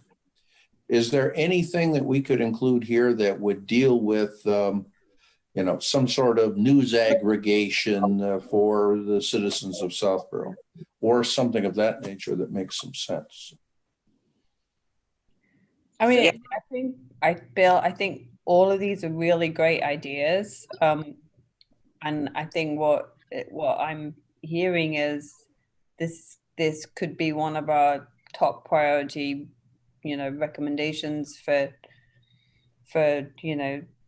working on in 2021, which is when we come back in the new year. Hopefully we'll be in a situation where we can start to do that. It's not that we have to necessarily come up with a solution, but a statement of requirement. Yeah. If you see my point, because the solution will change over the next decade for sure. There'll be lots of different ways of pulling all of this stuff together. And but if in fact we don't have as an objective that somebody, whether it's the Board of Selectmen or whoever, has to take an initiative on, then in fact it probably won't get done. I wonder if because I find this piece of the discussion really interesting, and it's something that I've thought about a lot. Just as Kristen was saying, how we get people engaged. And it's not that they're not interested, it's that they are busy, and how do we make the information easily digestible? And I'm curious, and I don't know the answer to this, but I'm curious as to how other towns do it, and if any towns have some sort of position, whether it's just some sort of communication position or whether it falls under something else, but it's somebody's job. Because as we were talking about keeping information updated and current, and something that's coming sort of from the town as opposed to being a Facebook page or a blog, which are valuable in their own right. But I wonder if that's something that's if there's enough appetite for sort of formalizing something like that as a paid position or part of a position to manage. Julie, I think that's a great idea. Hopkinton has an app, and I do believe that they have someone who is in charge of updating that information as part of like a paid town employee's position. It would be interesting to reach out to Jim Hagerty, and because he's got tons of stats, right, on town meetings. So what are other town meeting, towns like us, but who have really high turnout? And I bet you anything he's got those stats at the tip of his fingers. And that's a good starting place. Like, who has the best turnout, and then finding out what are they doing to get that turnout. A few years ago, I sat on a town meeting review committee, and we're not much of an outlier as far as percentage of people who show up at town meetings. Yeah. I don't know if that's good or bad, but we're certainly not alone in how how this happens. I think what you find, Kristen, is that it is episodic in the sense that if there is a big issue, you get a huge turnout, like if you're trying to build a new school or something like that. But if there's not much, quotes, exciting or expensive going on, I think everybody struggles with getting turnout at town meetings. I'm sure there are probably some out there who do better than others, but maybe that's what we should do, is each town meeting, we should target a very controversial issue each year and draw the crowds. That's right. $50 million building each year. I was literally thinking that exact same thing, Kat. I was like, can we just tell them we're about to tear down the public safety building and build a whole new one? Recreation. That'll get people out. Then do a Okay. Good conversation. anyway. Right. Let me see if I can wordsmith that a little bit, and It sort of Either emphasizes that, the or communication. maybe we should be in a position to deal with it and another meeting at a different time somewhere next year. Sure. right. If everyone thinks this is an appropriate, that is something we really should be delving into. Yeah. And I think the key from what I'm hearing is, who do we think should have responsibility for doing it? Because it sounds like there's a lot of opportunity, but also a lot of work to do in terms of some research, some putting together what the statement of requirement is, working out how to get it funded. Yeah, I think it's the town's responsibility, Judith, unfortunately. And, Yeah, but that's like saying it's everyone's responsibility. I mean, but that is going to be the challenge for some of these recommendations. When we say this is the master plan, who are we going to put down to say is responsible for making that happen? Yeah, I mean, I guess my vote is that you throw it back on the Board of Selectmen. I mean, the challenge, of course, is resources. And when it comes to budget time, do we hire a communications person and lay off a police officer or the public health nurse or a school teacher or whatever? Those kind of decisions are the difficult ones from a resource standpoint. But again, I think there potentially are more creative ways of doing some of this, and it's worth working on. And there's also, I mean, there's also another thing that we can look into that, you know, the EDC's been found some success with in the last year or two, are grant opportunities. There's a surprising number of grants out there, and you know, maybe it's not that we need a permanent full-time person forever, but maybe it's we need somebody to set up the platform of the app or whatever it is that will be easy to make, you know, have somebody who's already employee run. So maybe it's more of a shorter term contract. I think there's other things that we can look into, but again, it's finding that person to even look into that piece, because that in and of itself is a fair amount of work. But I agree. I think Gina's spot on when she says that, you know, it's really a function of our job. It's a core part of what we should be thinking about and how to communicate with our town. And people don't think about that in terms of a core function of information, if you will. The sad truth, I think, is it's the same business that the media world is in. It's content, and you got to produce content, and that changes every day, and it's expensive. You got to have people to actually do that until you get some sort of technology that maybe can do it. So I don't see any easy way to do that, but I think it's worth keeping on the priority list and continuing to work on ways to make it happen. I'm going to throw out one more idea because I know we need to move on, but I just don't want to lose it, and I will. We forget how much more in tune the youth are to this stuff, like at least in high school, probably way more than any of us. So maybe it's like an internship opportunity that, you know, a secular one where. Yeah, I was thinking exactly the same thing, Kristen. You know, who's at Framingham State? You say, okay, here's a summer intern project for you, or you know, a co-op project for you. Come and work on that thing. And just in terms of funding, and I'm not sure we'll get to it tonight, but just hold that thought about grants and funding, because maybe there's an option to try and link this into the need for improved communication around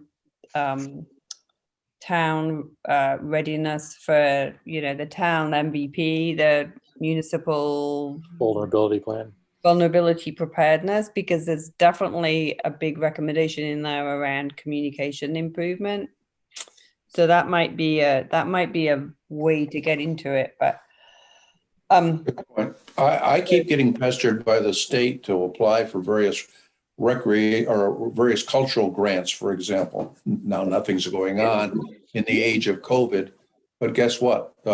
Teaching people how to write or sponsoring a writing program that deals with communicating this kind of information. You might be able to get some money out of those folks too. Yeah, the point about, I think Judith, you mentioned about Framingham State, they have, I'm pretty sure that they have very strong both communication programs, and I think they also have some sort of like urban planning or some sort of something like that, like municipal, I don't know exactly what, but I remember hearing something about it because I know they do a lot of work locally. So, you know, to the extent we can be better engaged with them, I think that's great to be able to potentially provide some opportunities. Okay. So I like Bill's idea of maybe bringing this back onto the table in January, and I'll talk to Kate about making sure that she captures all these great points in a minute. So, but there's one last section I just wanted to cover, which is, this is kind of new.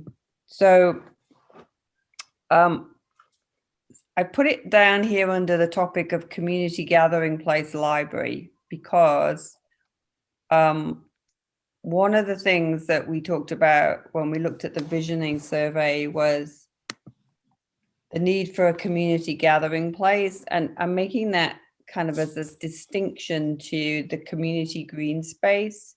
So not necessarily the same as somewhere where you can go and sit outside and watch the kids and all that kind of stuff. But so we didn't have any specific goals and recommendations around that community gathering space. But I have found or looked at the library strategic plan, and there are several related items in that plan, as well as the library specific goals and recommendations. It's an incredibly detailed plan. I don't know if anyone's had a chance to look at it, but it's got 4 goals, 17 objectives, and 67 action items. So it's one of the most detailed plans that I've ever seen across the town. And I'm not suggesting that we incorporate the whole plan into the master plan, because a lot of them are what I would call kind of internal library operational items. You know, it's a strategic plan, but there's a number of operational things in there.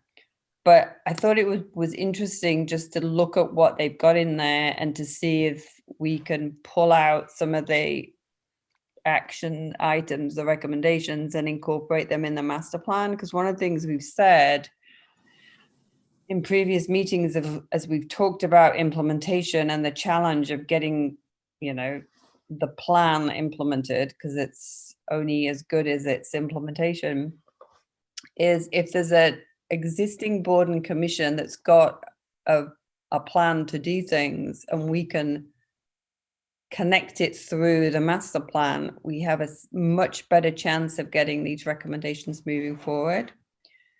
So all I did here was cut and paste the library plan, and then just pull out 5 different items from this plan here that we could put in as an extra goal in our sense of community. We'd obviously have to get the library board of trustees to agree that we do that, and we've not. I think now Richard Wallace is not on this committee. We don't have a direct connection with the library, but we can do that. To say, and I just made this, leverage the library as a community gathering space and program provider. Now, that's just taking what's already there in terms of the library plan. Or I don't know if we want to say, well, we want to propose, you know, a dedicated community space, you know, community hall center.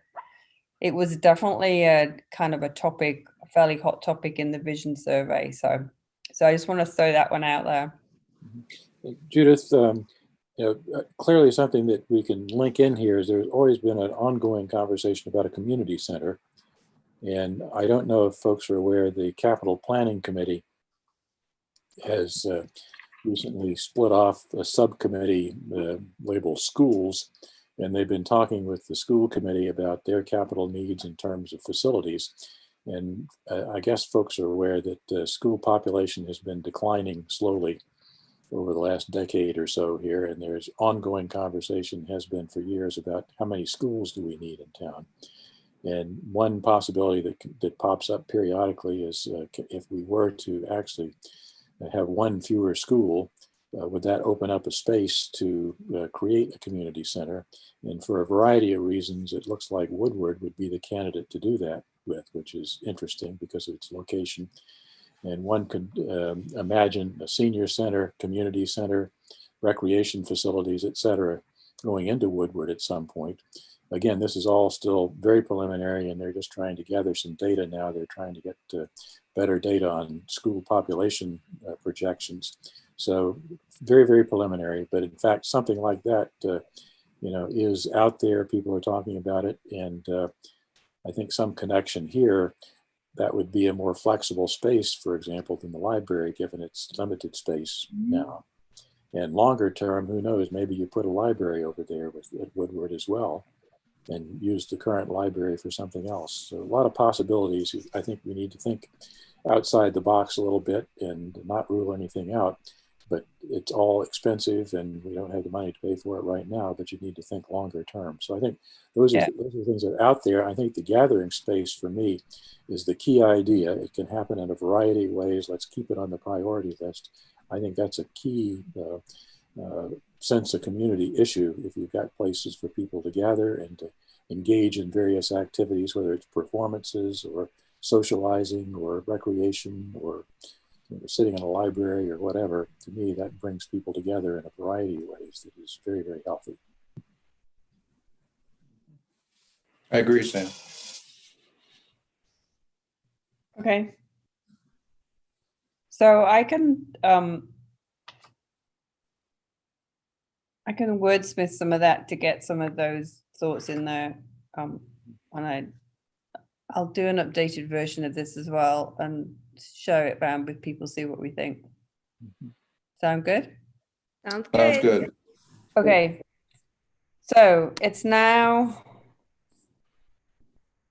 nearly 9:30. So there's a couple of other documents that we have. So there is a document in the shared. Sorry, I'm just thinking about what if I put it in there. I did put it in there.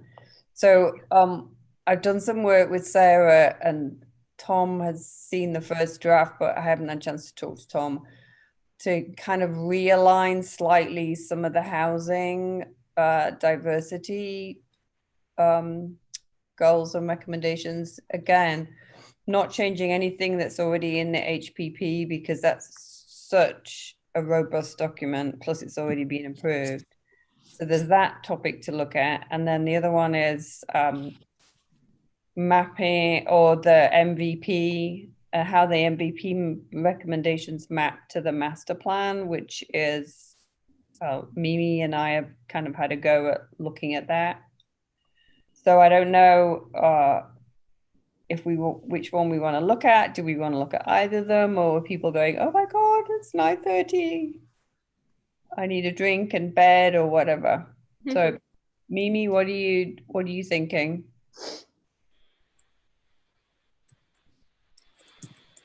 Mimi go to sleep? No, Okay. he's still awake. He's gone drinking already. I haven't gone to Yeah, get my it's drink like- in bed yet.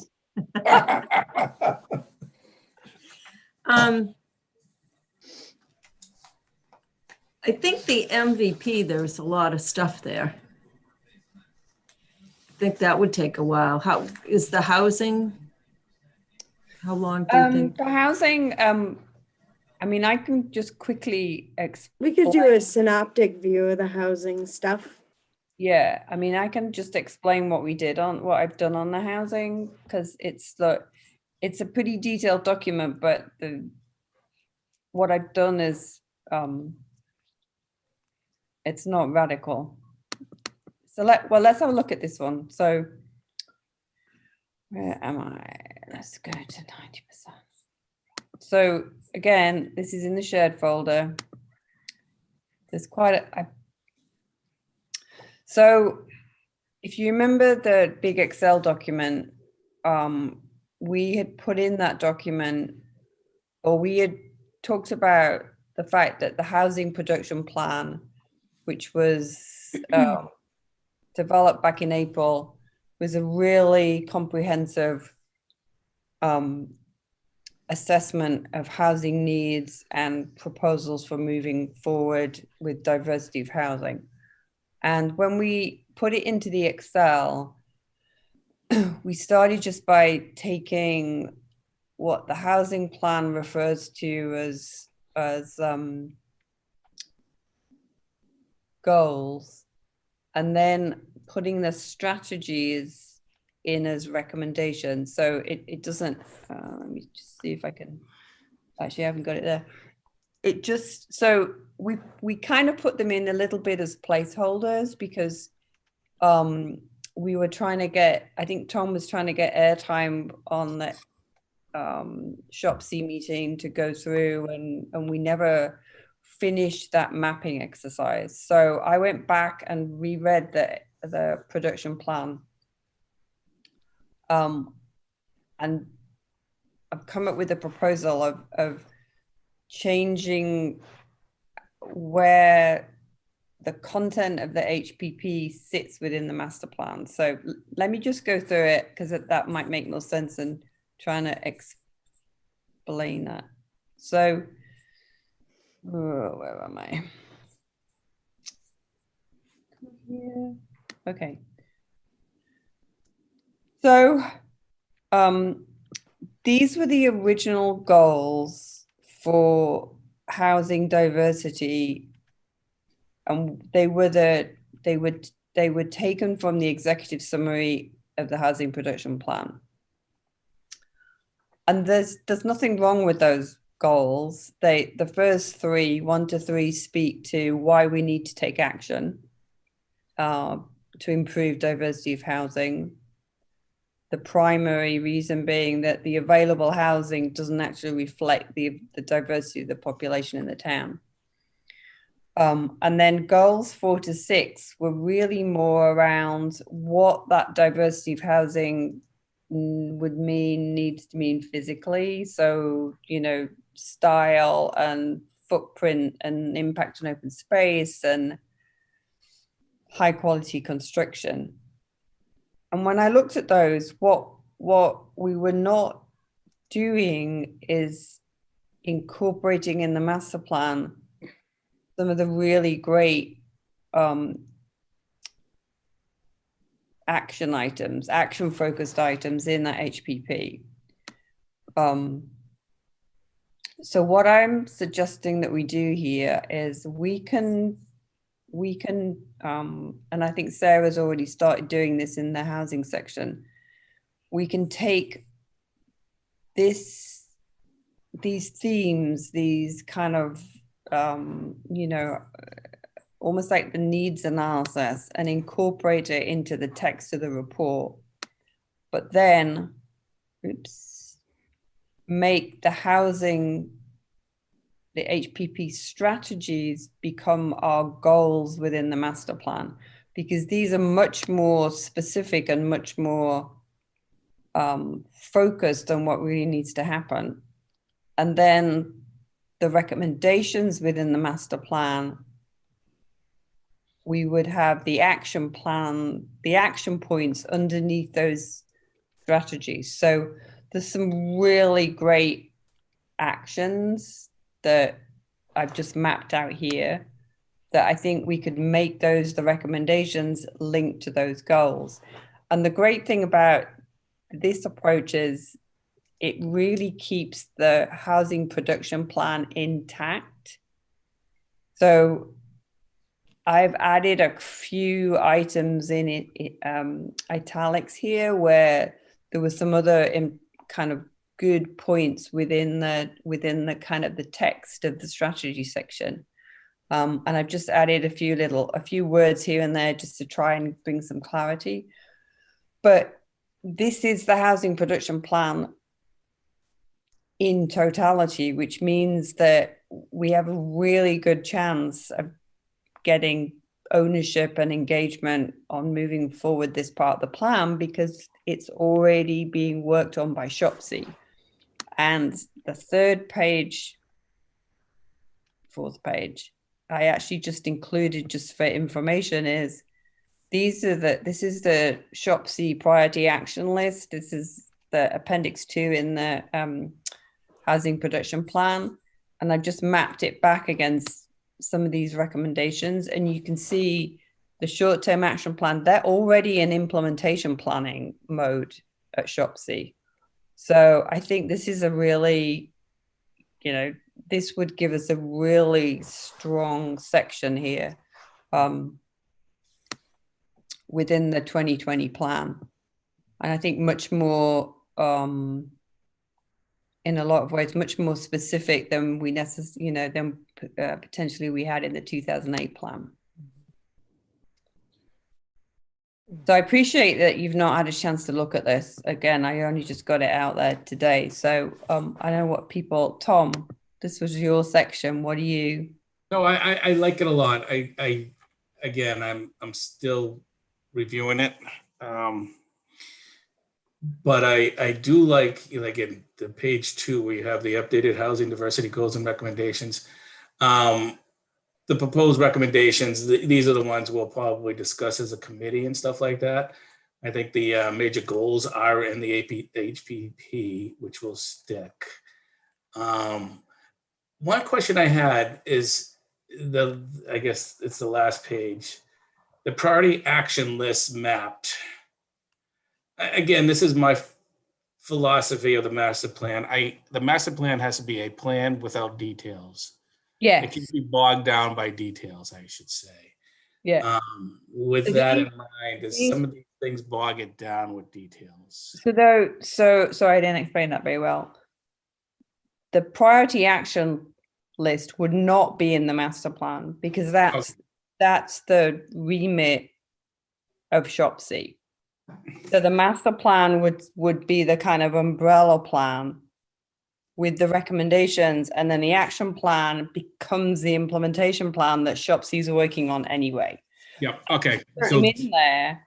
that so makes that- perfect sense. I mean, in some ways, as much for my own kind of education, because I learned a lot by rereading that housing production plan, and for some of it, it was just for me to go, oh, I see now how all this fits together.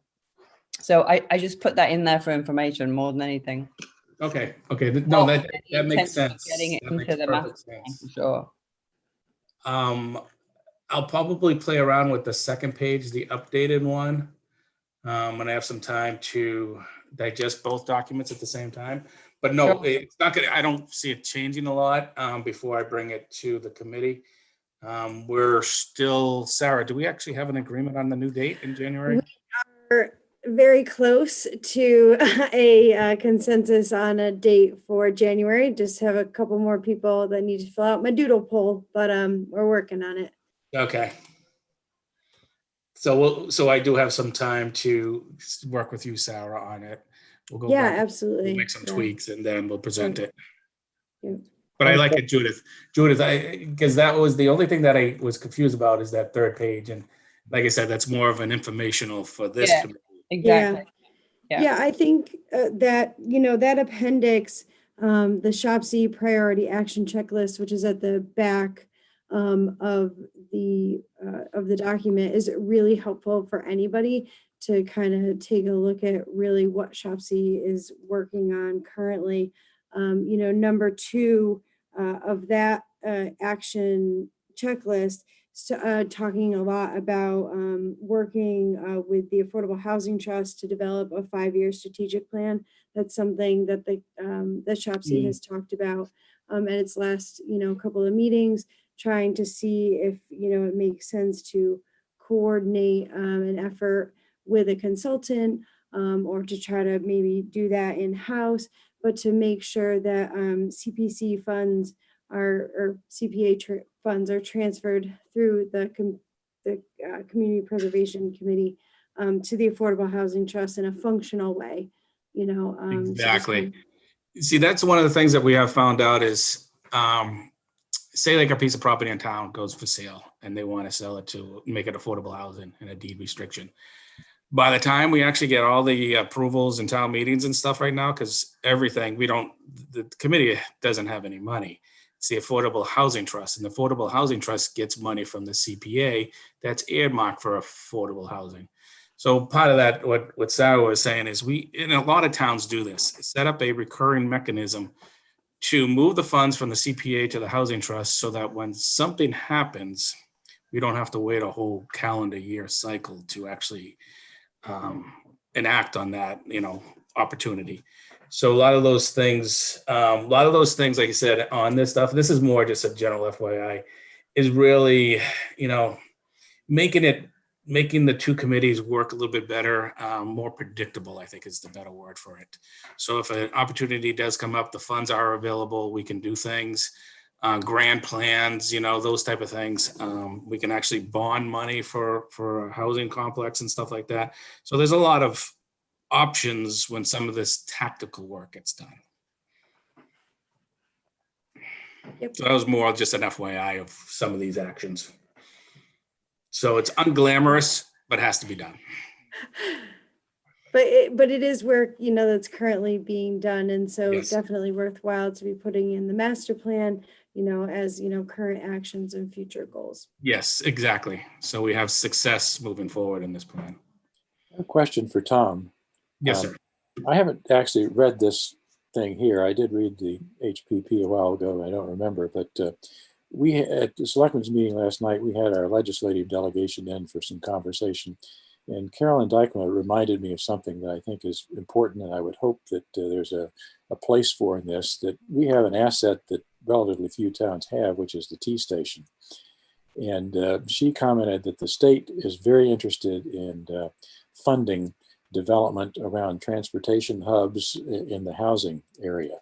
So if, I don't know if that's mentioned in here, but I would think that some language to the effect that we want to keep in mind ways to leverage our transportation asset in the form of the T station in Southville there could open up funding opportunities from the state as they push hard to take traffic off the roads and build affordable housing around transportation hubs, et cetera. So again, I don't know if it's in here, but it might be worth considering to have some recognition of that and keep that in mind as we look for development opportunities and funding. We'll bring that up definitely, because the was it the CPC, the one that looks at all the town assets. I forgot the acronym for that versus the community. Capital Planning Committee. Capital Planning Committee. Capital Planning Committee, yes. We have two committees named with the same acronyms. That's to confuse it so you can't tell what's going on. Why would they do that? And one of our, I won't say grand ideas, but ideas in the back of your mind, if the stars align and stuff, is the Arts and Rec building there, close to the train station. What happens if they deem it's an excess property, say that the town buys it, makes affordable condos out of it, rental apartments, some market price ones. I mean, there's a lot of creativities you can do, keeping that structure, the facade there. And it's close to the T, like you said. So there's a lot of things like that, you know, we always look for. And that particular parcel has, I don't remember how many acres of property attached to it there. So right. Building, you could make it a little bit bigger. Or you work a deal with the developer and exactly get them to put money in to preserve the structure, turn it into condos. They get to build a couple of other houses on the remaining property. Who knows? So again, very early planning on that kind of thing. Very early. But something to keep in mind and try to take advantage of the opportunity we have. Yeah, the committee said if that property does come up, we will be interested to make a recommendation for it. Good.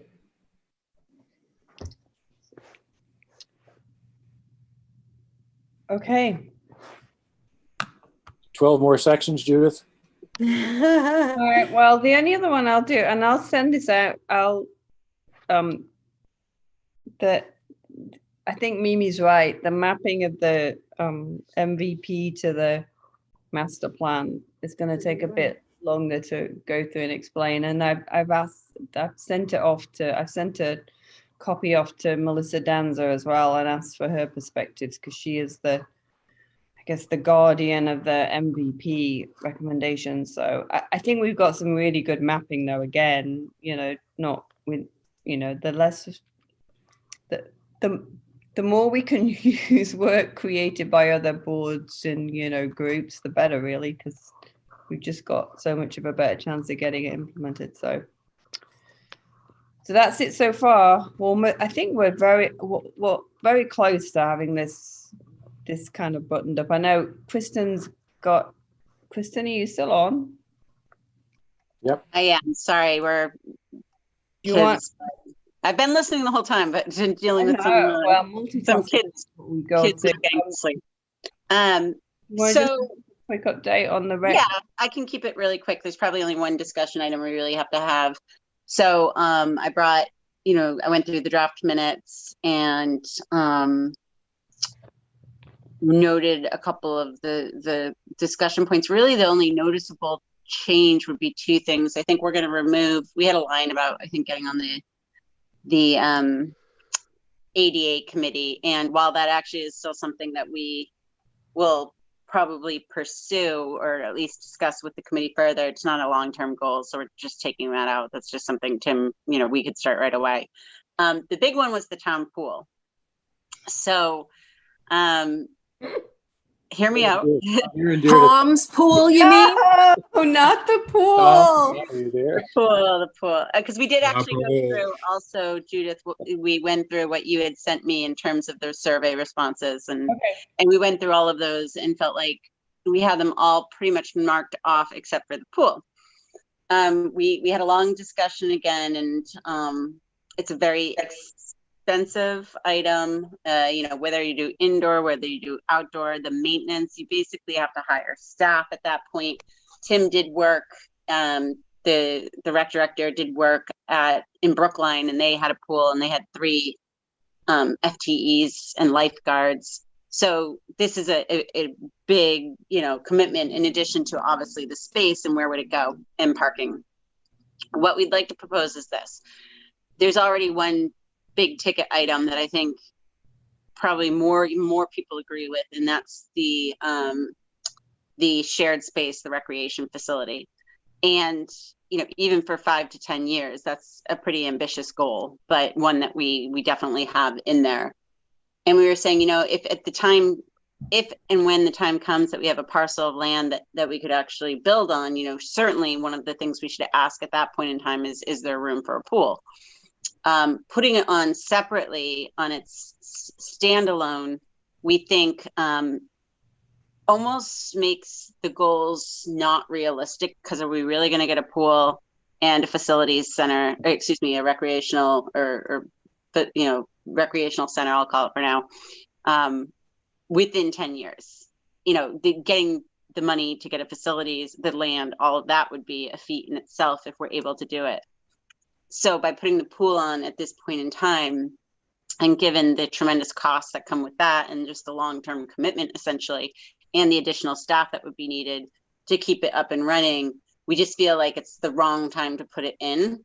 Not that it shouldn't be a goal, but it's kind of like, let's get the facility, the recreational facility, and then, again, either at that point in time, see if it's the type of property that could potentially accommodate a pool and consider it then, or make it a goal after we achieve that next really big goal. But to have these 2 huge capital items, both in the 5 to 10 year plan, just, again, the commission didn't feel great about it. And so I said I'd bring that feedback back to you for feedback.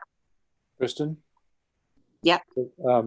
I think that makes sense in terms of not biting off too much there. On the other hand, as one thinks about that, one could think about an approach that says, let's think about a facility, but when we site the facility, let's leave room to be able to add on a pool, if possible, later. So you do it in 2 steps, but you don't do it in a place where you could never add additional capacity like that. If you've got that option, at least try to keep the thinking broad enough to be able to include that as a phase 2 or phase 3 or whatever, depending on how you develop the space.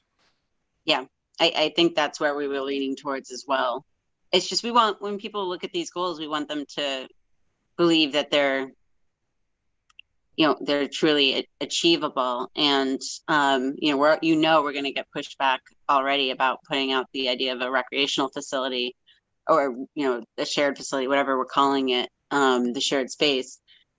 But if we also put out the pool, we're just, people are just going to react, and we don't want them to not take this seriously and think that we don't think that these are truly goals that we can achieve within 5 to 10 years. And we just don't realistically think, even from a funding perspective, we could get all of that in 10 years.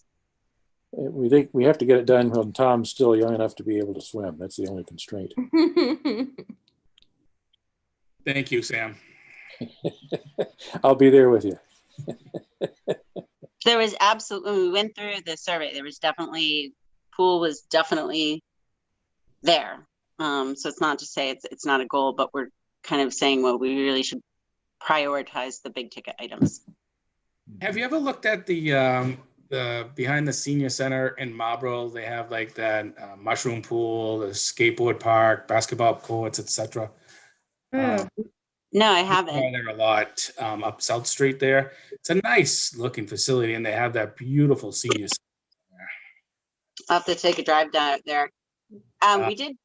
We did actually talk about a skate park, because some of you may not know, but we had really old equipment in one of the Finn courts, and it just wasn't safe. We actually locked that court, probably well over a year ago, waiting for DPW to have time to get rid of the equipment, which they finally did, because people kept climbing over and finding ways to get in and use it anyways.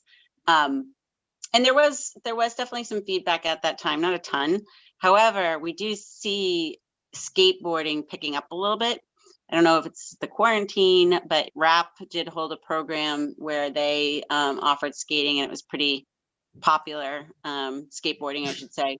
So again, we talked about that and we said, well, is that something we should put in the plan? But we said, no, again, that felt more like something that we would just pursue as a commission. It doesn't have to be a 5-10 year goal, you know, to consider at some point getting some new equipment and putting it somewhere, you know, on a location that we have in town. So we did consider that as well.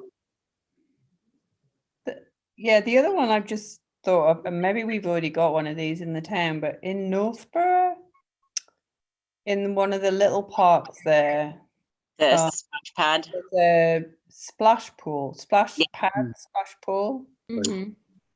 Yeah, and again, we kind of looked at the splash pool as kind of one of those smaller items that, you know, we could not that we're not going to pursue it, but it didn't feel heavy enough for the 5-10 year plan. We certainly could put it back in, but there was feedback, to your point on the survey, about that, and the splash pad is popular with the little kids. Yeah. So if people think that's appropriate for the 5-10 year, I'm thinking it might be even if it's only a short-term alternative to the yeah, a big town pool. yep. I mean, my kids would love it. I'm just saying. Can I ask a memory question? Back in 2014, there was a CPA funding application for a recreation splash pad at South Union. Does anyone remember that, if that ever happened? I don't know think if it passed, but it definitely didn't get put in. Yeah, and actually it was 2011, sorry. It was April 12th, thank you. But to your point, that's very much like the type of thing we might go to, you know, CPC with, like the skate park. So we weren't sure if those kind of smaller, actually I have no idea how much they are, but I'm assuming smaller ticket items were appropriate to put into the plan. And I don't think they'll have any objections to doing that. So I could certainly put that in there and run it by them really quick. Great. Cool. good. Thanks, Kristen. We'll call it the Gina Splash Pad.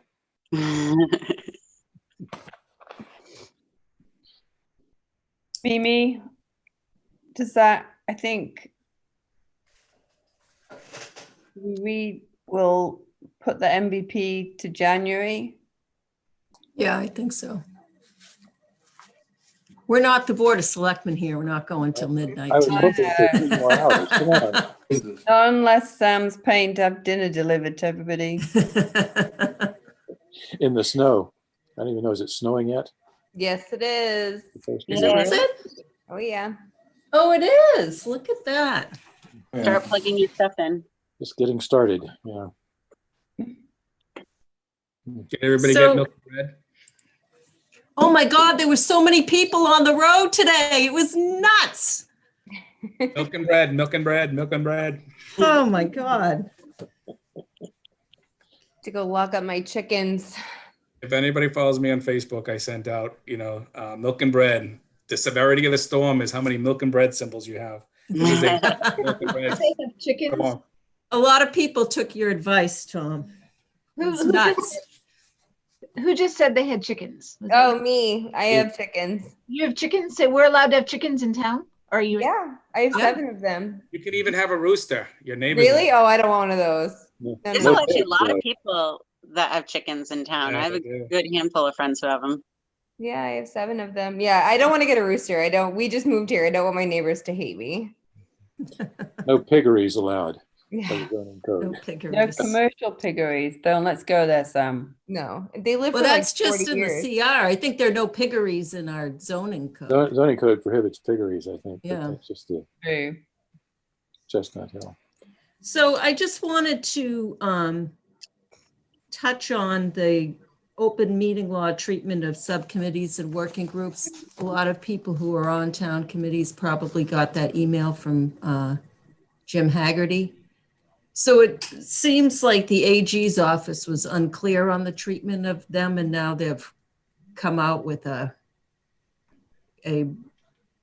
consistent statement, because I called them several times on this and did not get this answer. But it appears that a public body, of which we are, cannot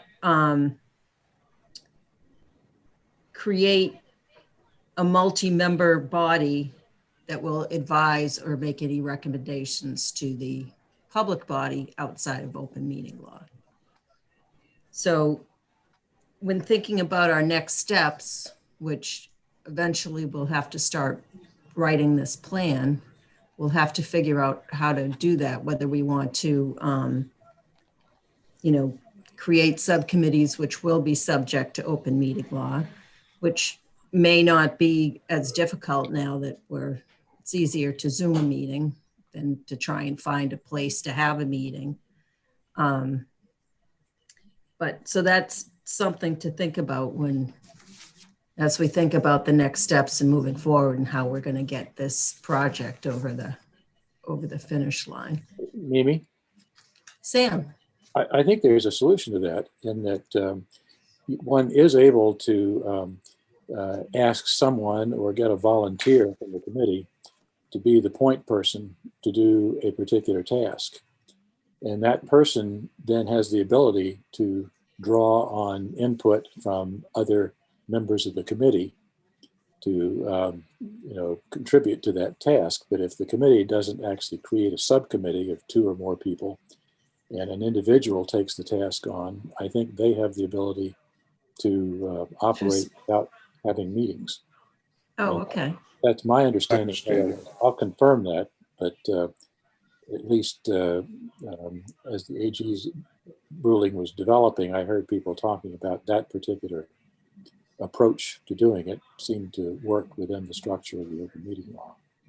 So in other words, you can't be too formal about it in terms of deputizing a committee, but if, for example, what Judith has been doing here to great effect is driving the process through the matrix and so forth, and drawing on input from various people as she needs support from various places. So it's unofficial in terms of the committee itself, but it gets the job done in a way that then gets discussed in an open meeting. So it's not as if there's stuff happening that the public doesn't have access to, but it's a much more efficient way to get it done.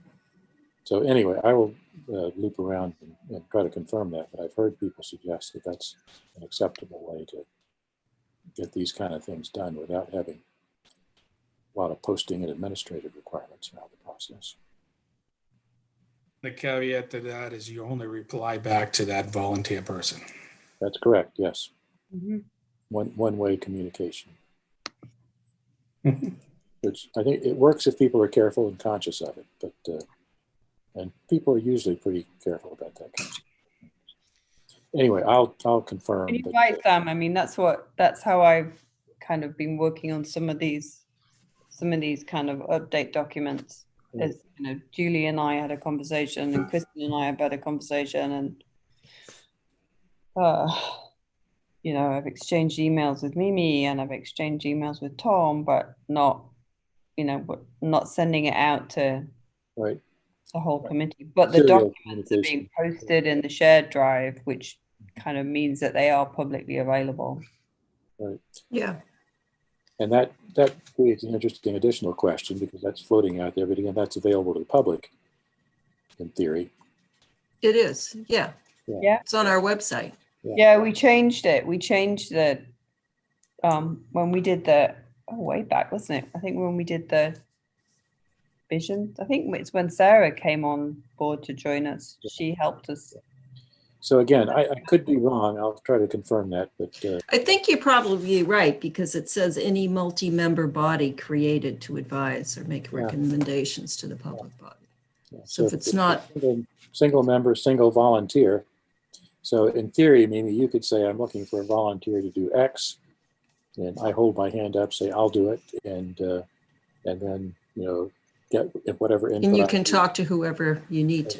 As long as I was not convening a group of people to communicate, it's a one at a time point-to-point thing. And people have to be conscious. If I communicate with 3 people, they shouldn't be communicating with each other as part of that process. As long as everybody sort of understands the structure, I think we're clean on it. And then again, the product comes out in an open meeting and we discuss, and people have an opportunity to comment and add to or whatever. So anyway, I'll work to follow up on that. But, Okay.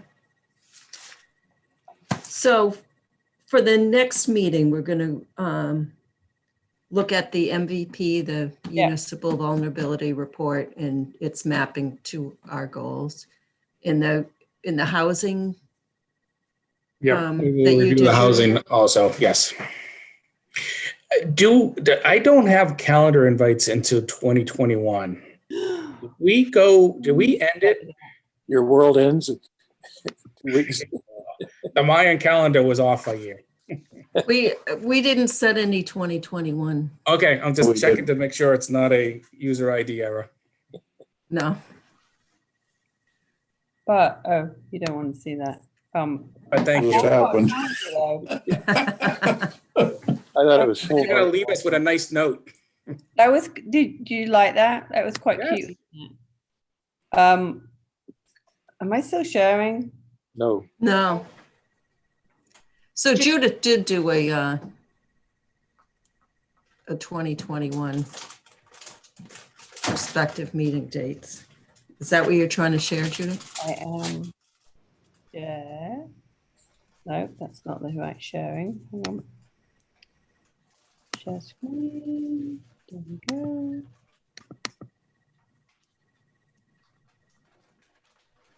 Basically, all I did. A little sluggish on my side. You Oh, see there it is. There we go. January 13th. am I sharing? All right. Basically, all I did was take last year's schedule of meetings and tweak the date to keep them on a 4 weekly cycle, if that works for everybody. So the next meeting would be, and I can send this out, or it's on the shared drive. Wednesday, January the 13th. And then Is that okay? yeah. Okay. And is that in the shared drive, Judith? It is, Just so yeah. people can peruse it?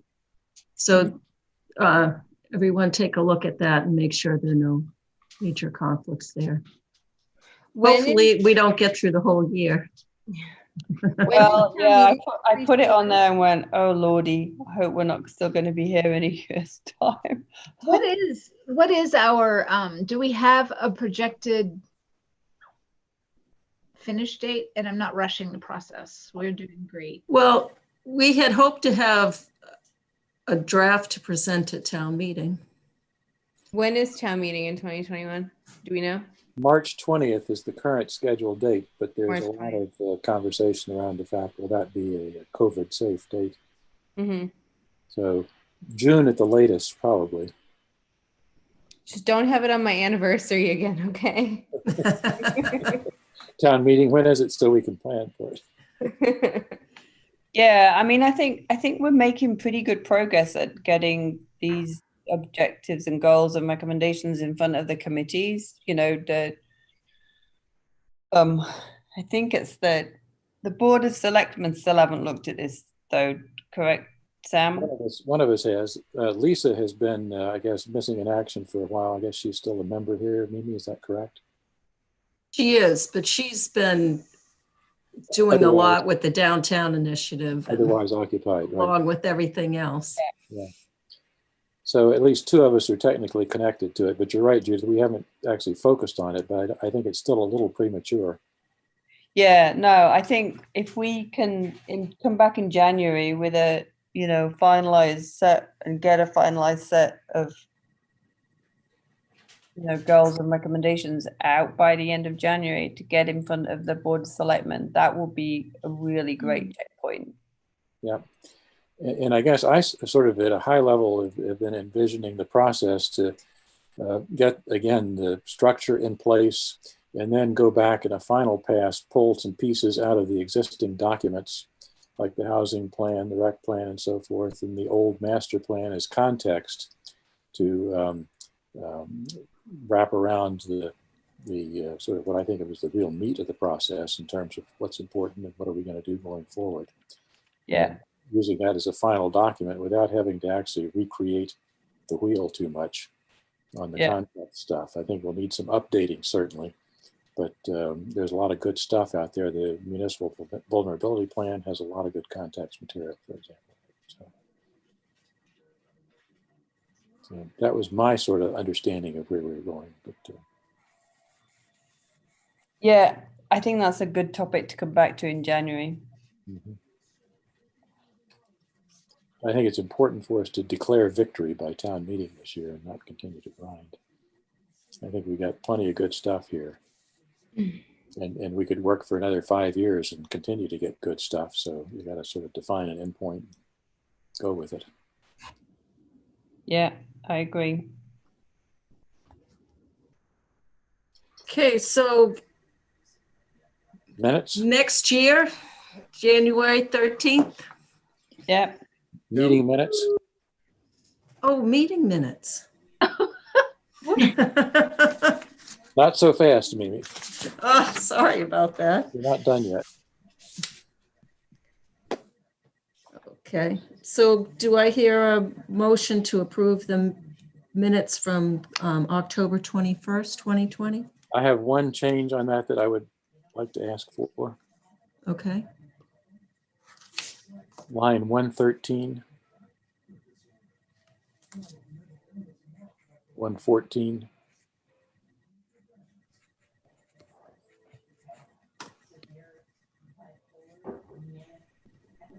Are we there yet? I'm not.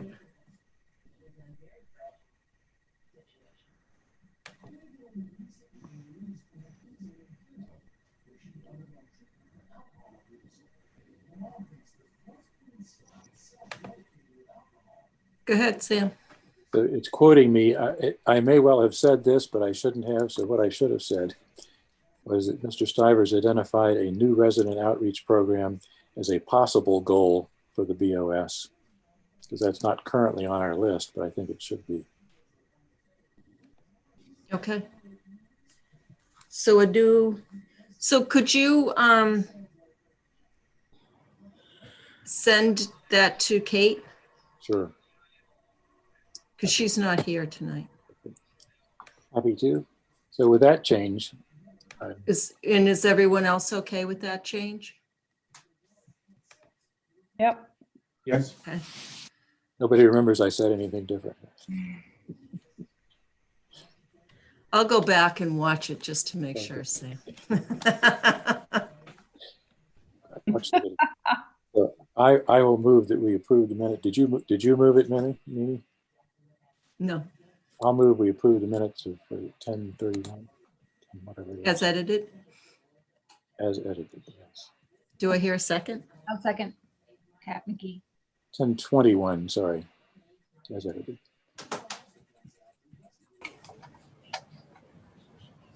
All in favor? Roll call. Latrell, yes. Signs? Yes. McKee? Yes. Watson? Yes. Connolly? Yes. Stivers? Yes. Markleer?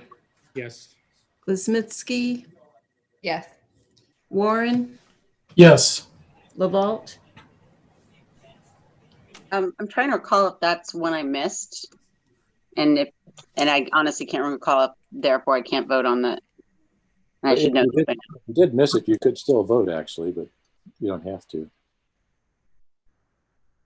Sure, yes. Okay, and next, the minutes from November 18th. I'll move we accept the minutes or approve the minutes from November 18th, 2020. I second. Okay, all in favor, Latrell, yes. Signs? Yes.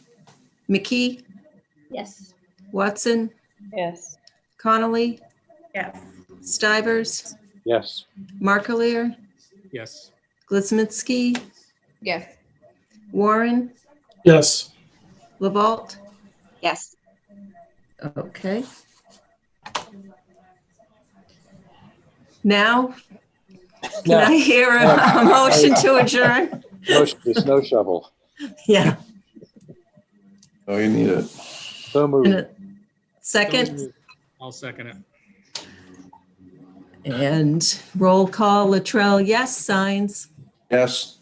McKee, Yes. Watson, Yes. Connolly, Yes. Stivers, Yes. Markleer, Yes. Glizminski, Yes. Warren, Yes. Lavalde. Yes. Up, and there goes the snowplow. Happy holidays. Happy holidays, everybody. Happy holidays, guys. Christmas. Holidays, Happy everyone. holidays.